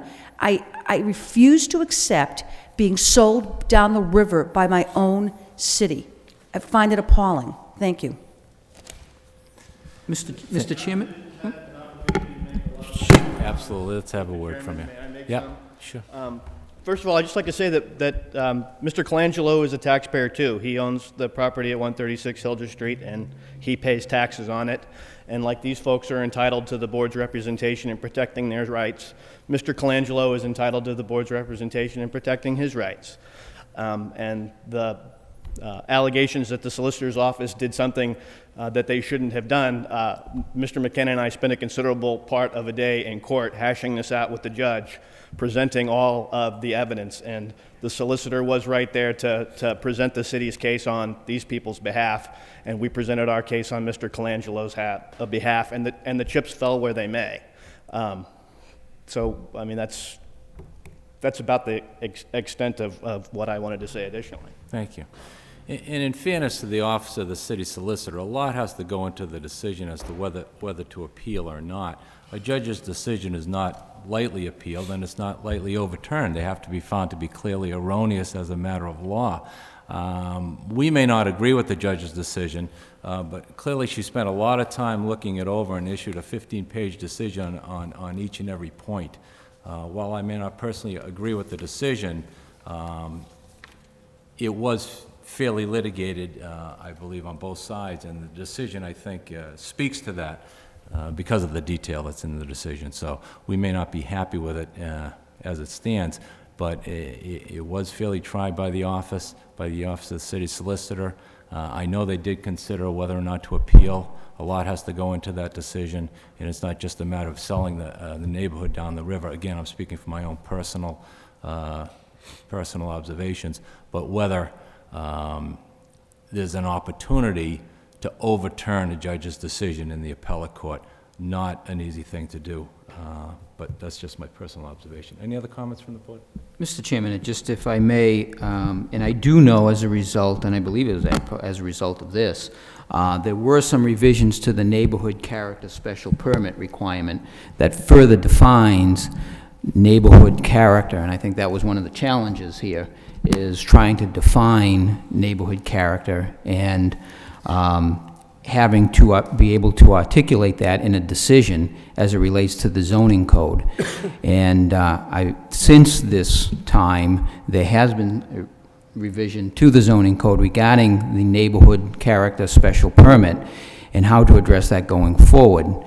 Certainly, it'll help decisions of this board when making a decision such as this to be able to cite specific items in the zoning code relative to neighborhood character, and that was lacking at the time, is my understanding, which made it very difficult to define. So I just wanted to add that, Mr. Thank you. Any other comments? Yeah. Steve? I feel as though I really don't have enough information. You know, I'd like to know exactly how high the building is going to be from the ground level. I'd like to see if we can't work with you to make that a condition of this approval. I'd like to see a plan that, ensures that that tree is going to be maintained. I would like to see a plan that is going to do something with that retaining wall to make it more attractive to the neighborhood. I mean, I don't think anybody objects to putting dwellings on this lot, and making nice new dwellings, I think would be fine. I think what everybody objects to is, the height of the building and the number of cars and, the disruption to the neighborhood. So, but I think there's a middle ground, and, if you're willing to work with us, then I think, we could, and I know you have been working with us. I know you have. And I guess as a newcomer to this board, I feel as though the neighborhood has valid concerns. And, our hands are tied, and you're going to get your approval one way or another. But they did tell us we could put reasonable constraints on this. And I think a reasonable constraint would be responding to the neighborhood's concerns about height and traffic concerns. So I'd like to see all that information. I mean, this plan that we have is rather terse. We just got the architectural drawing tonight. So, I'd like to see some elevation information so that we could discuss that and maybe put some conditions on the excavation. Those are the types of things that I would like to see. Now, God knows I don't want to talk about continuance if we don't have to. We heard all about this concern about continuance, and I share the concerns of the neighborhood. But my thought would be maybe we should continue this to another meeting. Maybe not the January 4th meeting, because it sounds like that's pretty stacked up, but at least another meeting where we can get more information on elevations and beautification of the lot, so that we can make a educated recommendation about conditions that we would put on this approval. I'll just ask perhaps the solicitor, in terms of if this matter were to be continued with the thought towards approval with conditions, is there a time frame issue involved? I don't believe that there's a time frame issue involved. There are valid points raised by Mr. Gendron with regards, the judge did say with regards to landscaping. I would ask my brother counsel if he had any opinion on that, whether your client would agree to a continuance. We can work and get a little bit more detail to provide with the landscaping and other issues that have been addressed. Ask if they, it's their petition, if they would agree to a continuance to a date certain. The only problem I have is that, we have, Through the chair. we have, at every meeting, come back to you with exactly what either the board wanted, what the planning department wanted, and also all of the departments in the city, what they have said. And they put it in writing, and we based our, plans on those facts. So the only thing that's probably changed is the board has probably changed in all this time. And I understand that you guys are probably seeing this really for maybe the first or second time. And I think all those things are certainly things that we've addressed either in discussions with neighborhood groups and at other meetings. So I would just, like I said, I would wonder why we can't work those things out with planning department. If you guys were going to approve with conditions, let them make, work those things out with us, and then we, can do that on our own with them. Well, I think part of the issue is that some of the conditions that are going to be imposed are going to be imposed by this board and not by the planning department. So I think that's why my brother is looking for a continuance, so that we can set the conditions with the assistance of the planning department and not put it upon them to come up with what the conditions should be. Mr. Chairman, and not to interrupt, but again, the conditions, this has been a very long process. The appeal was on a plan specific. The information was brought before this board. We're asking about, 2-3 weeks at the most. It is the holiday season. I don't know how much, if we could just extend this one continuance to make sure that this thing is done correctly with the proper plans approved before the board. I would recommend that this wouldn't be asking too much to get that proper information in. I know you have worked with the board and with the planning department, and this has been a long process from December 18th to January, whatever date, not the 4th. Our next meeting is January 4th. As you might have heard, that's going to be a busy meeting. There's going to be 3 matters on that night. We'll certainly entertain you on January 4th if that's what you're of a mind to do. If you prefer the meeting after that, so where it's less busy, we'd certainly entertain that as well. I mean, certainly it would be to tie up these loose ends, as Mr. Generin said, and as members of the neighborhood have said, with regards to a plan that shows exactly where the height is. And this is a site plan approval, so the plan that gets approved is specific to that plan. That's correct. So I think that's important. And although it has been remanded back from the court, the plan specific, she has remanded to say that it's a 4-unit development based upon meeting the criterias in the ordinance, is specifically what she said. So I guess the board would ask that courtesy of the applicant, if you're so allowed, would appreciate it. I guess my concern would be that once we submit additional information, the board requests additional information and additional information and additional information. That's been our experience throughout this process, that every time we provide additional information, something else comes up, and it's been dragged on for a considerable amount of time. We got the court order in August, and it's taken us 4 months to get before the planning board on the approval that the court ordered. So if we could get something from the board or from the planning department saying specifically what information would be helpful in rendering your decision, we can provide that as soon as possible, given that it's the holiday season, and we could schedule another hearing for hopefully a short time thereafter. But we'd definitely like some clear guidelines on exactly what the board is looking for to facilitate its decision, so we're not just shooting in the dark. Fair enough, we'd be happy to do that. Would you like to continue it to a date certain rather than remarking it for another hearing? Yes, please. Okay. Are we looking at January 4th or the meeting after that? When is that? Do you know the 18th? 4th or the 18th? I'm sorry. 18th 's probably both going to be here on those two meetings? Okay. The 18th, Mr. Chairman. 18th would be preferable. Again, Mr. Chair, the planning department and the law department, where this is a decision of the court, will work to help to facilitate that in conjunction with the board to get the areas addressed. You know, Mr. Generin, your specific concerns, obviously Mr. Frechette had concerns about the wall and things like that. Certainly we'll work to try to make this long process, you know, come to an end. And just one last point with regards to, you know, the decision was made on August 14th. There was decisions in the law department that were reviewed in the planning department, and the applicant made determinations as to what they were going to apply for the 4 units, so it did take a little time to get here. So hopefully we can clear it up on the 18th. Thank you. That's fine. So we'll have a motion?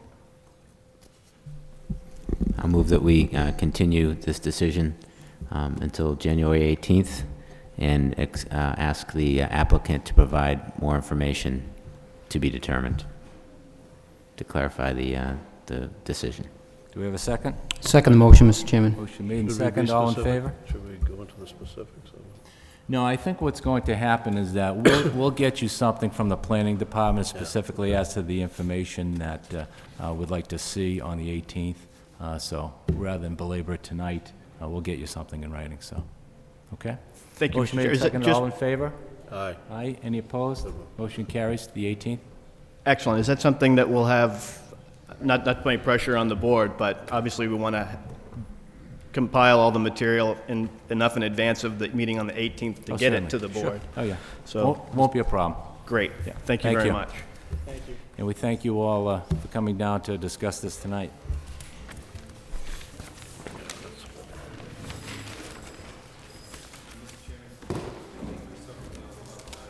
Any of the butters have any questions? Thank you. Obviously they do. Mr. McKenna has indicated he's going to step out of the room as well. If anybody has any questions of the city solicitor, I'd be happy to answer your questions this evening. Thank you, Mr. McKenna. Merry Christmas to you. Thank you.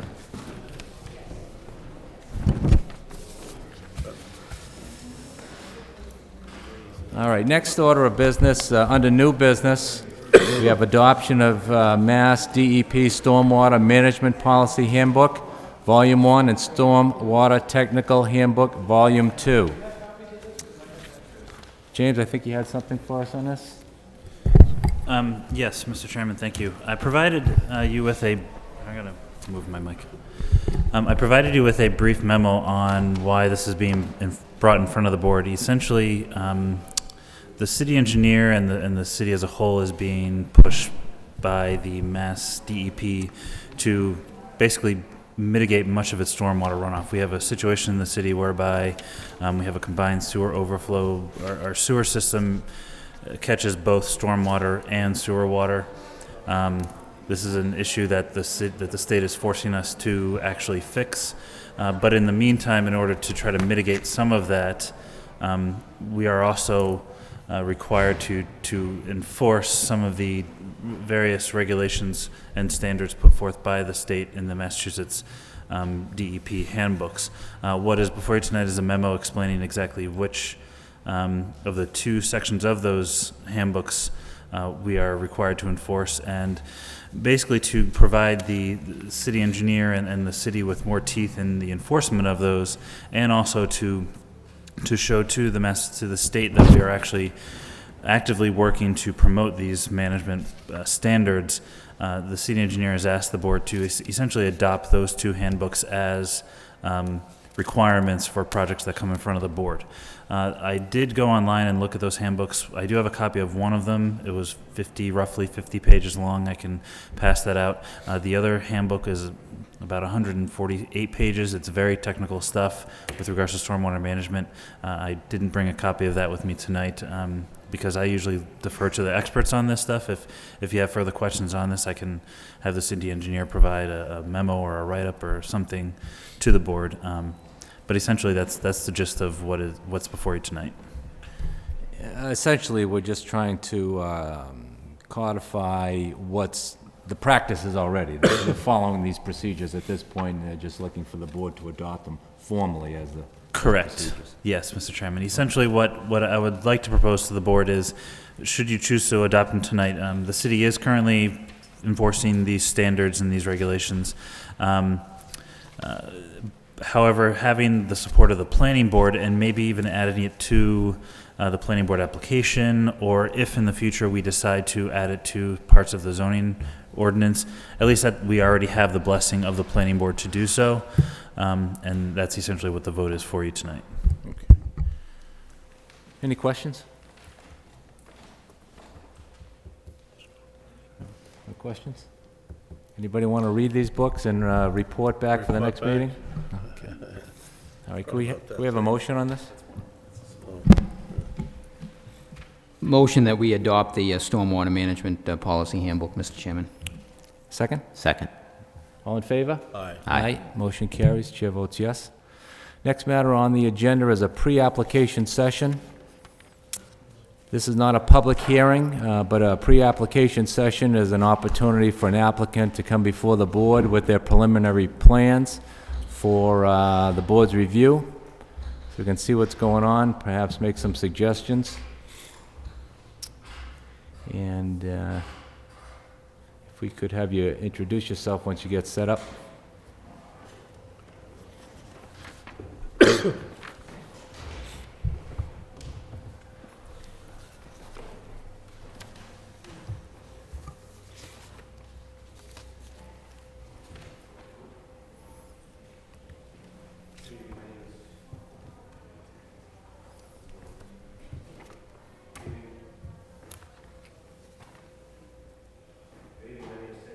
Not quite getting it. No. Hey. Good evening. My name is Ted Doucette. I'm from Thank you. Polaris Engineering, and I'm here representing the owner, Daniel Sacco. We're here to talk about a proposed plan on 672 Chelmsford Street. It's a nice little infill project. As the project stands right now, we have a 2-unit, 4-bedroom dwelling, so that's going to be 2 bedrooms per unit. And this here is Chelmsford Street. We have a driveway entering off of Chelmsford Street, and there's an existing garage in back. And it's 2 floors, 1 family on each floor. The lot size is about 11,500 square feet, and the home was built in 1831, according to the assessor's records. And right now there's an encroachment on the building setback. We have a setback requirement for the side yard of 10 feet, and we have 9.2 right at that corner here. And once we get down to the end, it gets to be about 10.3, so we meet it further back.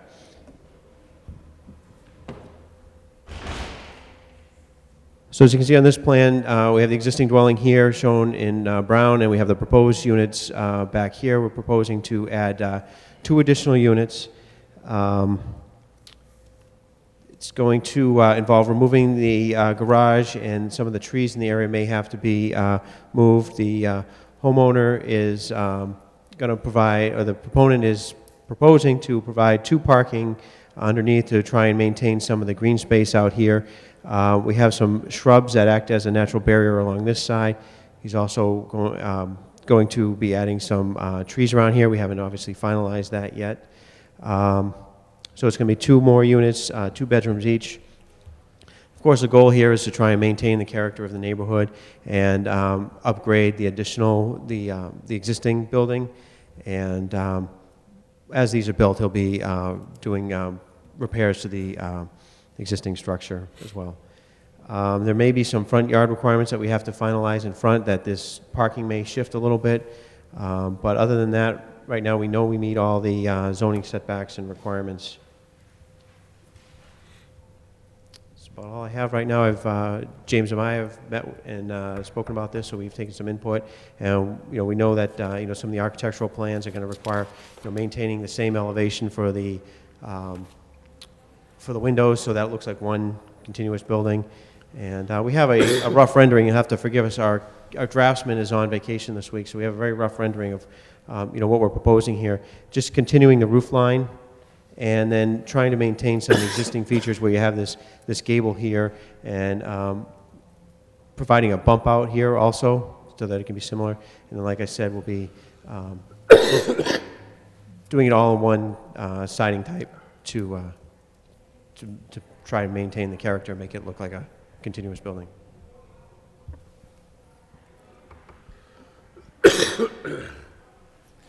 Anyone else going to speak with you, or are you all set? No, I think I'm all set. The owner is here if you have any specific questions for him. Okay. Any questions or comments from the board? Just a question on with the what would appear to be dormers without windows. Is that space? I'm just curious if there was any plan to put windows there. Yeah, these aren't official architecturals. Yeah. Again, this is a Okay. couple engineers trying to work with AutoCAD as best we can to get this done. But yeah, definitely be maintaining the same pitch here, Right. and maintain the windows as well. Okay. Hmm.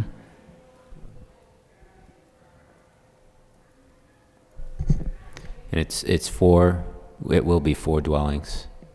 Correct. And how many bedrooms in the new units? There'll be 2 bedrooms per unit, so total of 4 additional bedrooms. Okay. And can you go back to your other chart there where you showed parking? Those are garages underneath the new units, is that correct? That's correct. There'll be garages under the 2 new units, 1 space under each unit. Total of 8 required. Mm-hmm. There's 2 different ways to calculate it. It's 8 either way. So we have 6 spaces over here, and then 1 space under each. Okay. And over here currently where you're going to be paving to put parking, is that green space now? Yes, it is. If you look at the existing conditions, it's hard to show on both of them on one plan, but as you can see, the paving does come out in this area as well for the proposed, but right now it's just in this gray area right here. Mm-hmm. Okay. And it's 11,000 square feet, you say, right now? 11,500 or so is the property. Okay. And what's to the right of that gray area now, that square? The outer line here is showing the property line, and then this here is showing the building setback requirements. Right. And then in this area right now, this is at a raised elevation, and then it drops down. And I'm sorry, I do have other plans here if people want to look at them. I have smaller plans. Thank you. But what you're showing right there is existing conditions, correct? That's correct. Okay, you've got the 2-family house, you've got the current parking area, and what's off to the right of the current parking area? Right here. That's a garage. Okay, so that's a garage servicing that two-family. Right. Your intention is to take that down and attach another two-family to the side of that?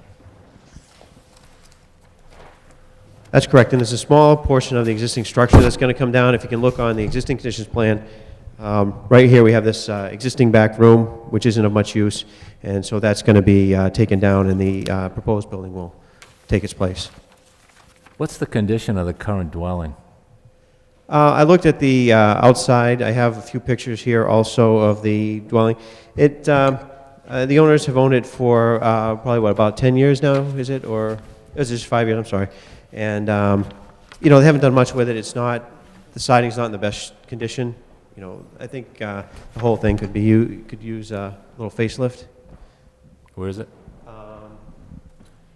It's this one right here. Okay. And then if you flip to the next couple pages, there's some better pictures there. So, yeah, so it's that house right there.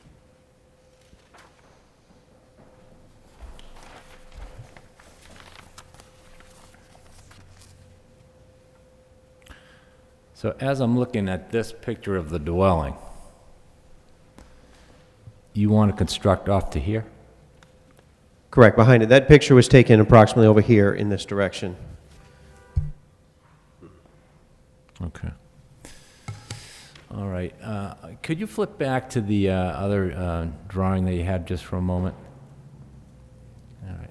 No, I'm sorry. The picture. The rendering? Yeah. Okay. Yeah. What's your intention as far as the facade is concerned? Are you attempting to match what you've got there now? Are you going to redo the front of the entire building so it's consistent, or are you just trying to add? Well, if you talk about the facade as far as the finished material on the outside, the skin it'll be all one continuous siding. We were talking about that a little bit, going with the traditional, the shingles, 4-inch, 6-inch siding, and then, again, we got to get in with some architects and find out, what else we can do. But yeah, as far as what I take as a facade, it'll all be one continuous building. I don't know what's going to happen with these windows. They may be changed also to match these windows, but it's going to try to make it look like one building that's been there since 1831 rather than something that's been added onto. Right. If you didn't connect these buildings, do you have the space on this lot to put it as a standalone two-family structure under the zoning?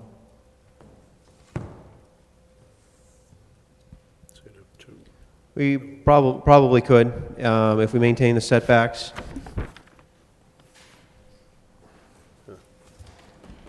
On this side here, then we could have, we could extend this garage out here, get a few more spots under here, could make parking underneath there, and we could have a center driveway. So I think it could fit. Would it be nice? Would it maintain the character of the neighborhood? I don't think so. We didn't even look into that because honestly, Mr. Sacco came right into us and said, "Look, I want to do this. I want to do a nice job and make it look nicer." Right. Well, I don't know how the board feels, and I haven't been out to the site yet, so I can't really render an opinion on it. But I just think, as a general sense, when you're trying to attach a two-family to another two-family, you get kind of a funky look.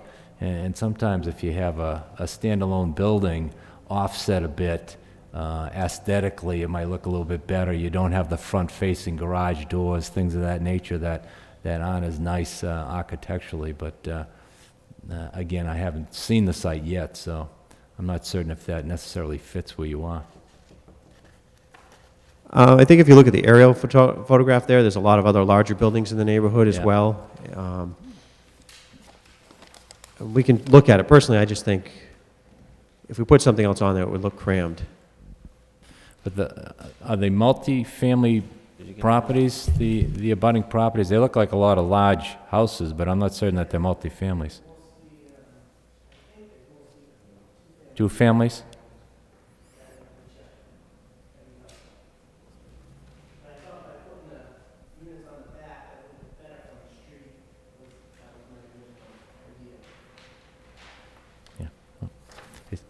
it's just a thought. I'm sure you'd be working with DPD on Yeah, I would what might be encourage you to look cited at that, best. too. I think that's a good idea to separate the buildings. You can sometimes work with that. You'd be surprised how much better you can make it look. If you have the lot size to do it, it's definitely worth looking at. Yeah, I would.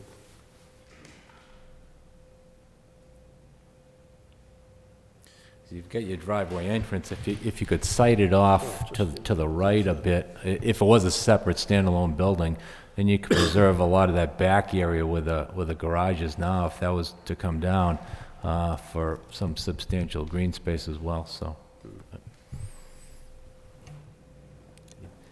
So I appreciate you coming ahead of time, giving us a heads up.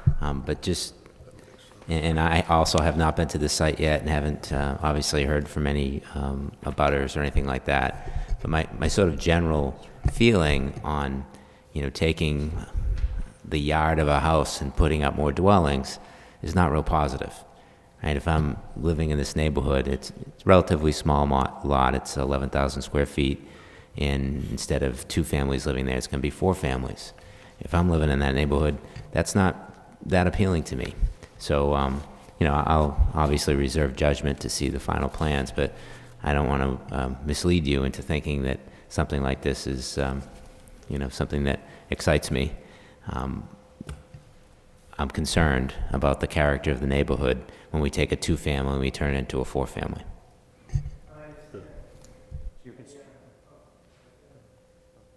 So your concern is similar to theirs, or your concern is this may not be feasible at all, or you were also going with the other 2 gentlemen? Well, so if there's a lot there that is a conforming lot that you can put a standalone house on, then I don't think that requires any approval from the planning board.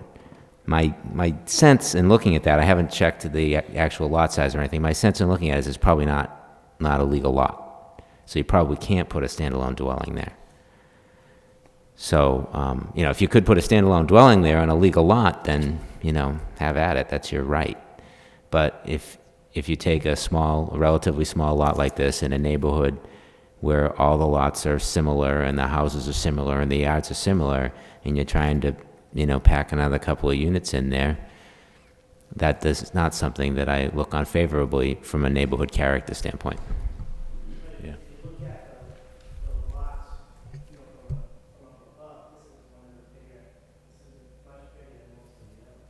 Right, so again, I haven't seen any, all I've seen is what you've shown me.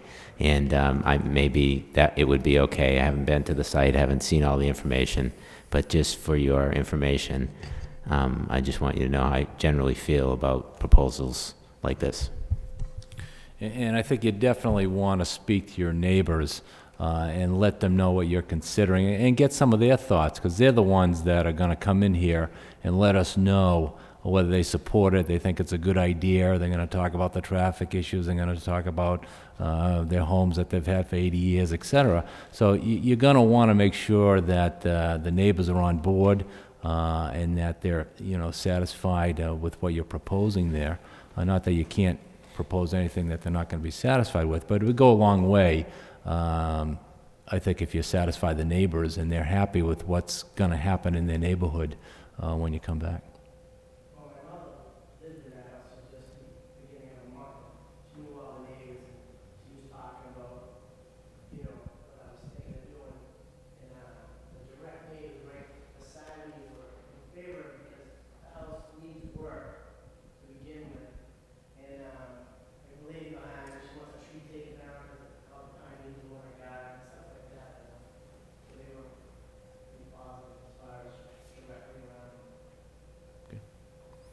All right, any other comments? Mr. Chairman, just add a comment regarding, because what typically happens is the perception across the city sometimes in these zones where you have detached condominiums versus attached condominiums.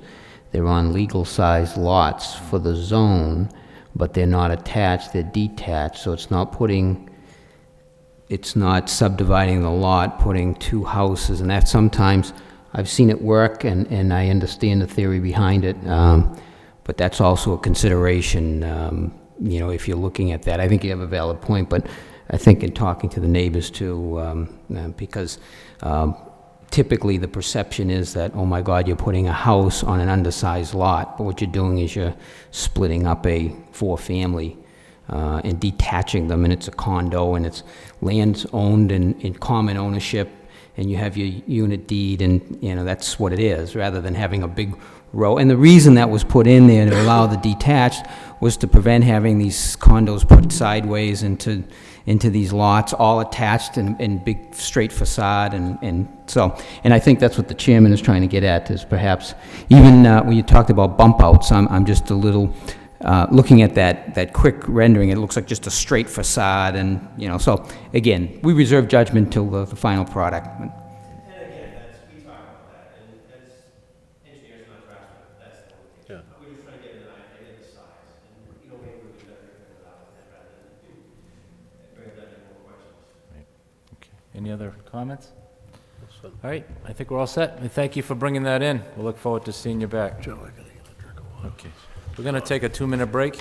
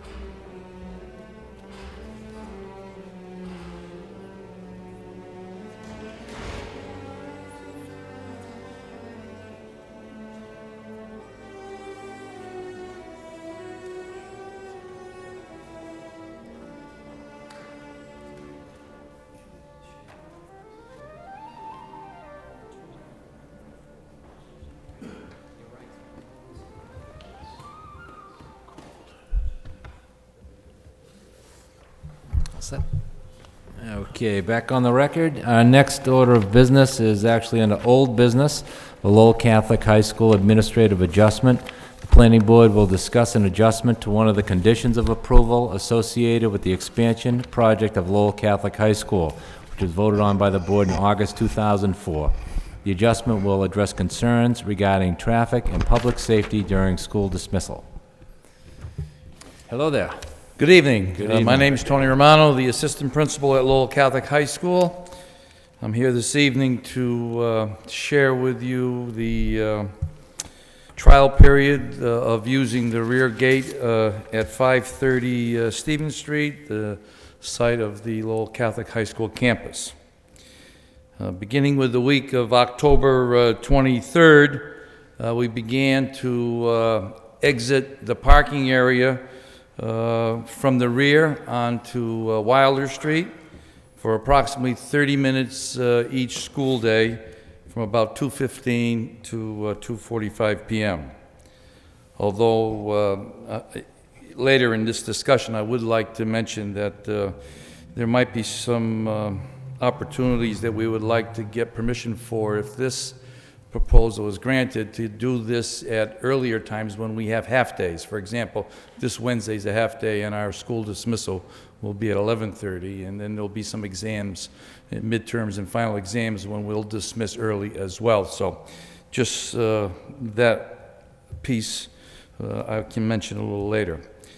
Once we began, first we did our best to request parents and guardians and visitors to refrain from parking on Stevens Street at school dismissal times, and we did that via school announcements, written notice handouts, and references in any parent-guardian newsletters.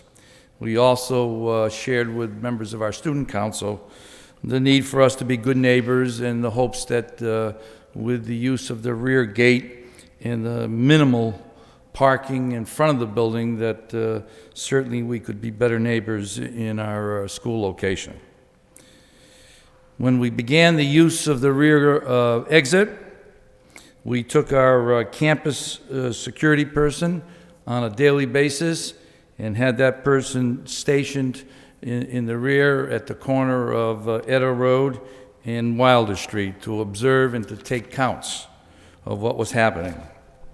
And for 8 weeks, we compiled the statistics, and I don't think it's necessary for me to break down each week, but I will tell you that over that 8-week period, an average on a school day of 54 vehicles exited during dismissal time onto Galligan Road. Onto Wilder Street, of which, of the 58, 35 of them on an average would turn towards Callery Park. So from our yard out to Wilder Street, more cars turn left than they do to go towards the Washington Street School. Effective November 16th, with a notice from Captain Weber of the fire department, we also unlocked the chain gate during school hours. We did get a visit from representatives from the fire department requiring us not to have the gate locked during the school days. However, we tried to keep them closed, and I think we've been reasonably successful in keeping the two gates adjacent to each other, looking as if they are actually closed and chained. In reality, they're not chained, and that was because Captain Weber didn't think it was in the best interest of our population to have that rear gate chained during the school day. However, we didn't use it during the school hours, other than the mentioned dismissal times. We've had good success, I believe, from a visual point of view of reducing drastically the number of people that park out in front at dismissal time to pick up youngsters or to have business at the school. We've tried to encourage the traffic to come into the schoolyard and enter the campus using the entranceway that's adjacent to the main building and to the gymnasium. And I think it's noticeably visible that far few people park out in front on the sidewalk area, and therefore reducing the obstacles for foot traffic on both sides of Stevens Street in front of our main building. We're embarrassed to say we did have one scheduling glitch on Sunday, December 3rd, in which there was a large demand for people to attend a volleyball function with ongoing changing of people and participants in our gymnasium, and we also hosted a referees conference in our academic building, and we did notice, although I wasn't there personally to observe it, we did notice that a number of our people ended up parking in the neighborhood, and also, for some reason, being able to access that rear gate, which I believe was just a miscommunication as to whether that gate was supposed to be locked on that Sunday or not. And certainly, we've learned from that incident to have a little bit better internal communication and also research as to when we're going to use our facility for multiple purposes. We have reaffirmed that we do have reciprocal arrangements with St. Margaret's School and the St. Margaret's Parish Church to use their parking areas at times of need. However, practically speaking, if we were going to try to encourage people to park at the church, for example, unless we absolutely have the ability to supervise and police it, chances are they're going to park in the neighborhood streets. But there hasn't been a function. We've had a couple of open houses. There hasn't been a function at the school, home basketball games, for example, that we haven't been able to get all our visitors, our parkers, onto the school grounds. So with that, that's my observation. Very good. I thank you very much. Anybody else wishing to speak in favor of this proposal? In favor? John McDonald, 8 Wilder Avenue. Last time I was here, I was not in favor of the proposal, but having reviewed the over the last couple of months and observed on occasion the exiting of the school, the attention that Lowell Catholic High School has taken to be close to the time which they have opened the gate for only a half hour. I haven't noticed any problem at all, and I just would say that from what I can see, it has worked in that half hour. Appreciate what Lowell Catholic has done in consideration of the neighborhood and the safety of the children and the elderly in the neighborhood. So I want to thank Lowell Catholic and let you know that, again, this half hour situation study that has taken place is working, and I personally, from the speaking only for myself and my neighborhood, wouldn't have any problems with the exceptions that Vice Principal Romano is suggesting in regards to half days and exams and whatnot. So that's all I have to say. Thank you very much. Appreciate your time. Thank you very much for coming down. Anyone else in favor? Yes, hi, Richard Turnbull, Fleming Street. Good evening. I think the traffic's great.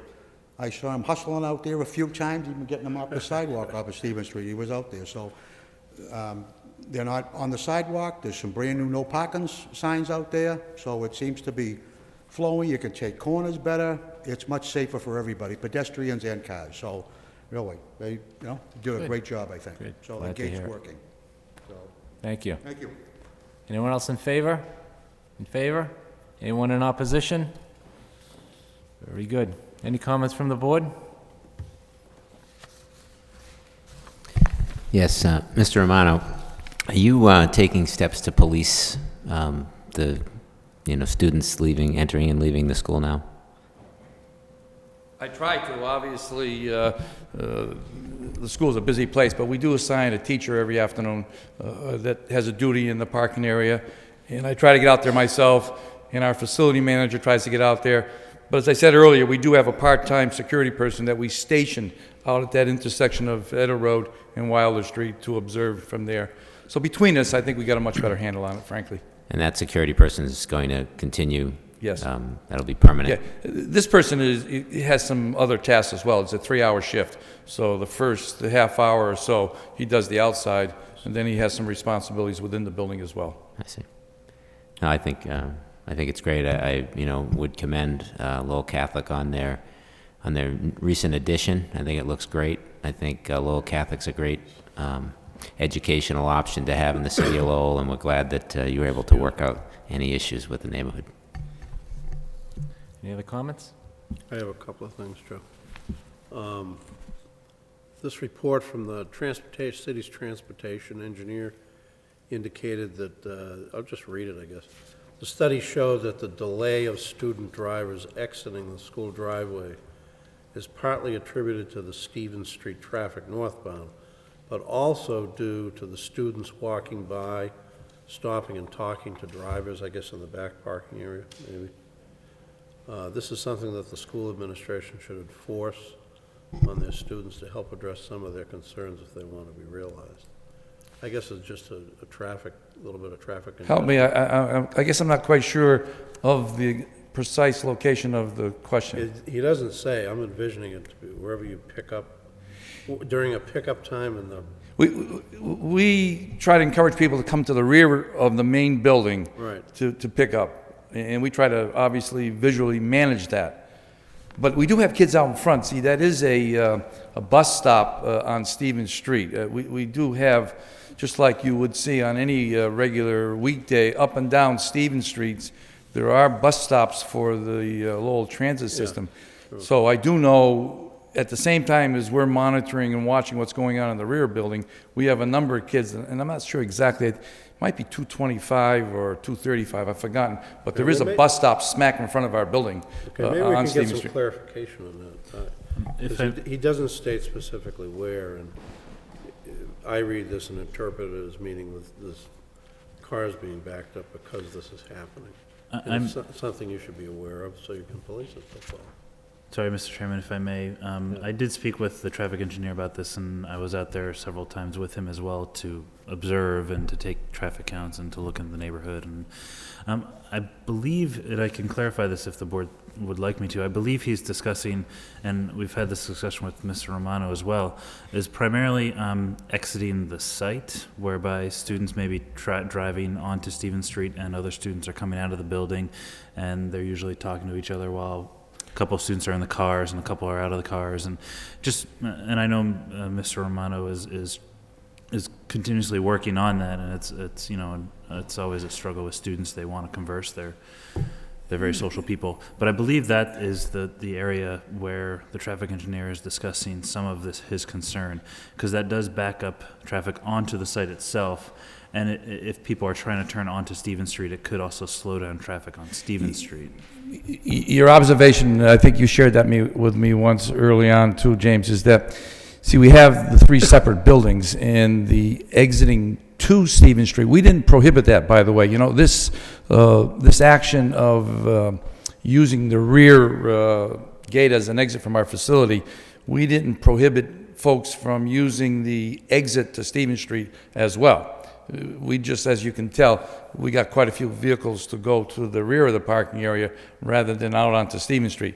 And on occasion, or maybe occasionally, almost every day, we're going to have that challenge of students going back and forth from the buildings, seeing one of their pals in a car perhaps, leaving the campus onto Stevens Street. And I think what you're saying, James, is that there's a delay of some conversation sometimes and doesn't expedite the traffic as quick and as pronto perhaps to the Stevens Street area. Whether we can station another person there, as I said much earlier, the first time I appeared before the board, after school and before school, there's a lot of clubs and there's a lot of tutoring, there's a lot of extra help, and with a small staff, you know, we try to also have supervision in the corridors, have supervision in the cafeteria, and have supervision in the parking area, have supervision in all three buildings. So you can see that, you know, maybe we could observe that location if it becomes a challenge to moving cars that much quicker onto Stevens Street. I'm not sure. And the only other comment I would make is your point about half-days and whether exams or anything, if we need to change the verbiage of any... I guess I would recommend that the half-hour window be for dismissal times, which in most cases will be 2:15 to 3:45. We just want to reserve the half-days, like, for example, this Wednesday, when we dismiss at 11:30, is it reasonable to open up the rear gate from 11:30 to 12? I guess that's all I would want some leeway on. One could argue maybe that traffic in the middle of the day, lunchtime, I don't know if it's any better or any worse on Stevens Street, frankly. I don't know if you have a lunch hour crowd on Stevens Street that adds to the traffic or lessens the traffic. I couldn't answer that. Yeah, that would meet our needs, that's for sure. Yeah. And again, summertime, Saturdays and weekends, and I think I should make this very clear. We struggled with some vandalism this school year early on, before that gate was chained on weekends. We struggled with some windows being broken. We struggled with some egg throwing at the building. We struggled with some youngsters using their skateboards. And I don't want to hex what's been happening recently, but with the gates locked on weekends, with the gates locked on non-school times, that has been reduced. So we're not uncomfortable with locking the gates. We just don't want to have it happen at dismissal time. If I may, Mr. Chairman, add to that concern about the locking of the gates. When it came back to, or when it came up to my attention that they were unlocking the gates, it was primarily because of a fire department concern with just being able to get a truck to the site with when students were in session. There was a full campus of students, and if Stevens Street was at all backed up, the Water Street exit or entrance was their only way to get it in on and off the site. When I spoke with Captain Weber about that, he was understanding and heard the concerns of both the neighborhood and the school about having how vandalism does occur and has occurred on nights and weekends, and was willing to adjust their requirement that back gate be open at all times, to say that, okay, unlock it during school hours, make sure it is unlocked when students are on campus during the day, but make sure but we'll allow you to lock it at night and on weekends to cut down on vandalism. With that said, he also requested to have the school provide sets or copies of the keys that are basically locking the gate to the various ambulance services and fire department and other services, public safety services in the city. I'm not sure if that's happened yet. If the board so chooses, you can make that a condition of the approval to provide, some form of in writing. Maybe I can talk to Captain Weber and see if he has received those or what have you. But that was the general gist of what happened in the back. I would also like to comment, if I may, that I did also hear from a number of the neighbors that reiterated the concern about the vandalism during the off-school hours, and that it is safer when the back gate is closed, and that they were okay with only opening the back gate during the half-hour period. However, they did see the importance of having a security person back there during those hours, because oftentimes students, if there's nobody watching them, they'll peel out, they'll do some other mischievous things. And I think if the board so chooses to make that a condition of the approval, to condition the approval of opening the back gate for there to be a security person in the back at all times as well while that gate is open. These were comments that I did include in the memo to the board tonight too. Thank you very much, Mr. Chairman. Thanks, James. Anything else? Jerry? No? Just, Mr. Chairman, just very briefly, I just really want to commend the efforts by the school. I have two children going to two different schools. We drop them off and pick them up, and one of them's at the high school, and it's a challenge. What they're trying to deal with is a big challenge, and so I commend the efforts that you're making, and recognizing that it's an issue that's important to the neighborhood, and in an effort to be a good neighbor, obviously you're trying to do the best you can with, I think, is a very difficult issue to deal with. So.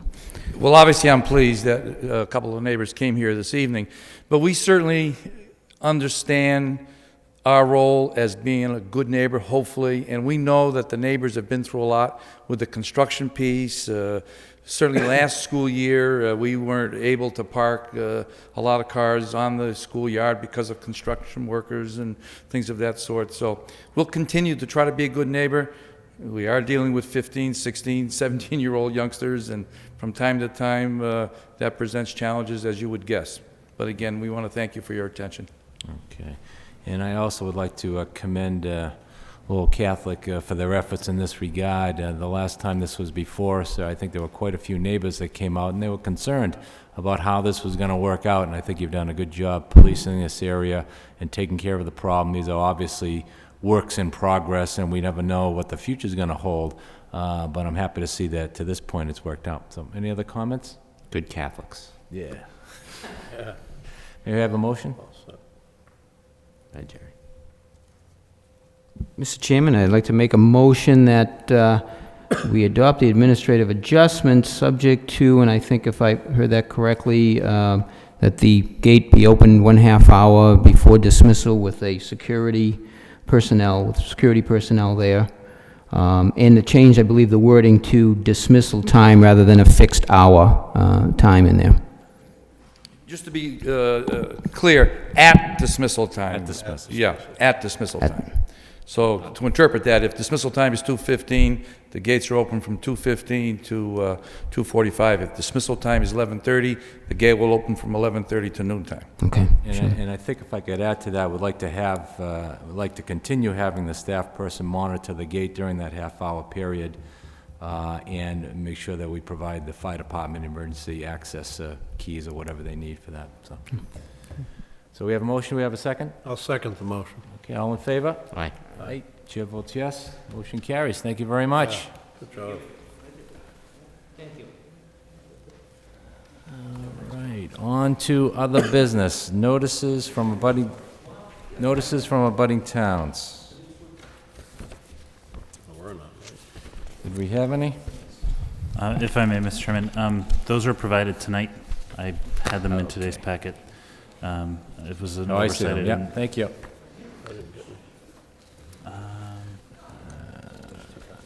We have a few notices from abutting towns, basically what's going on in our surrounding towns, legal notices for the public hearings and whatnot. If you take a minute just to flip through those, and if you have any comments or concerns about those.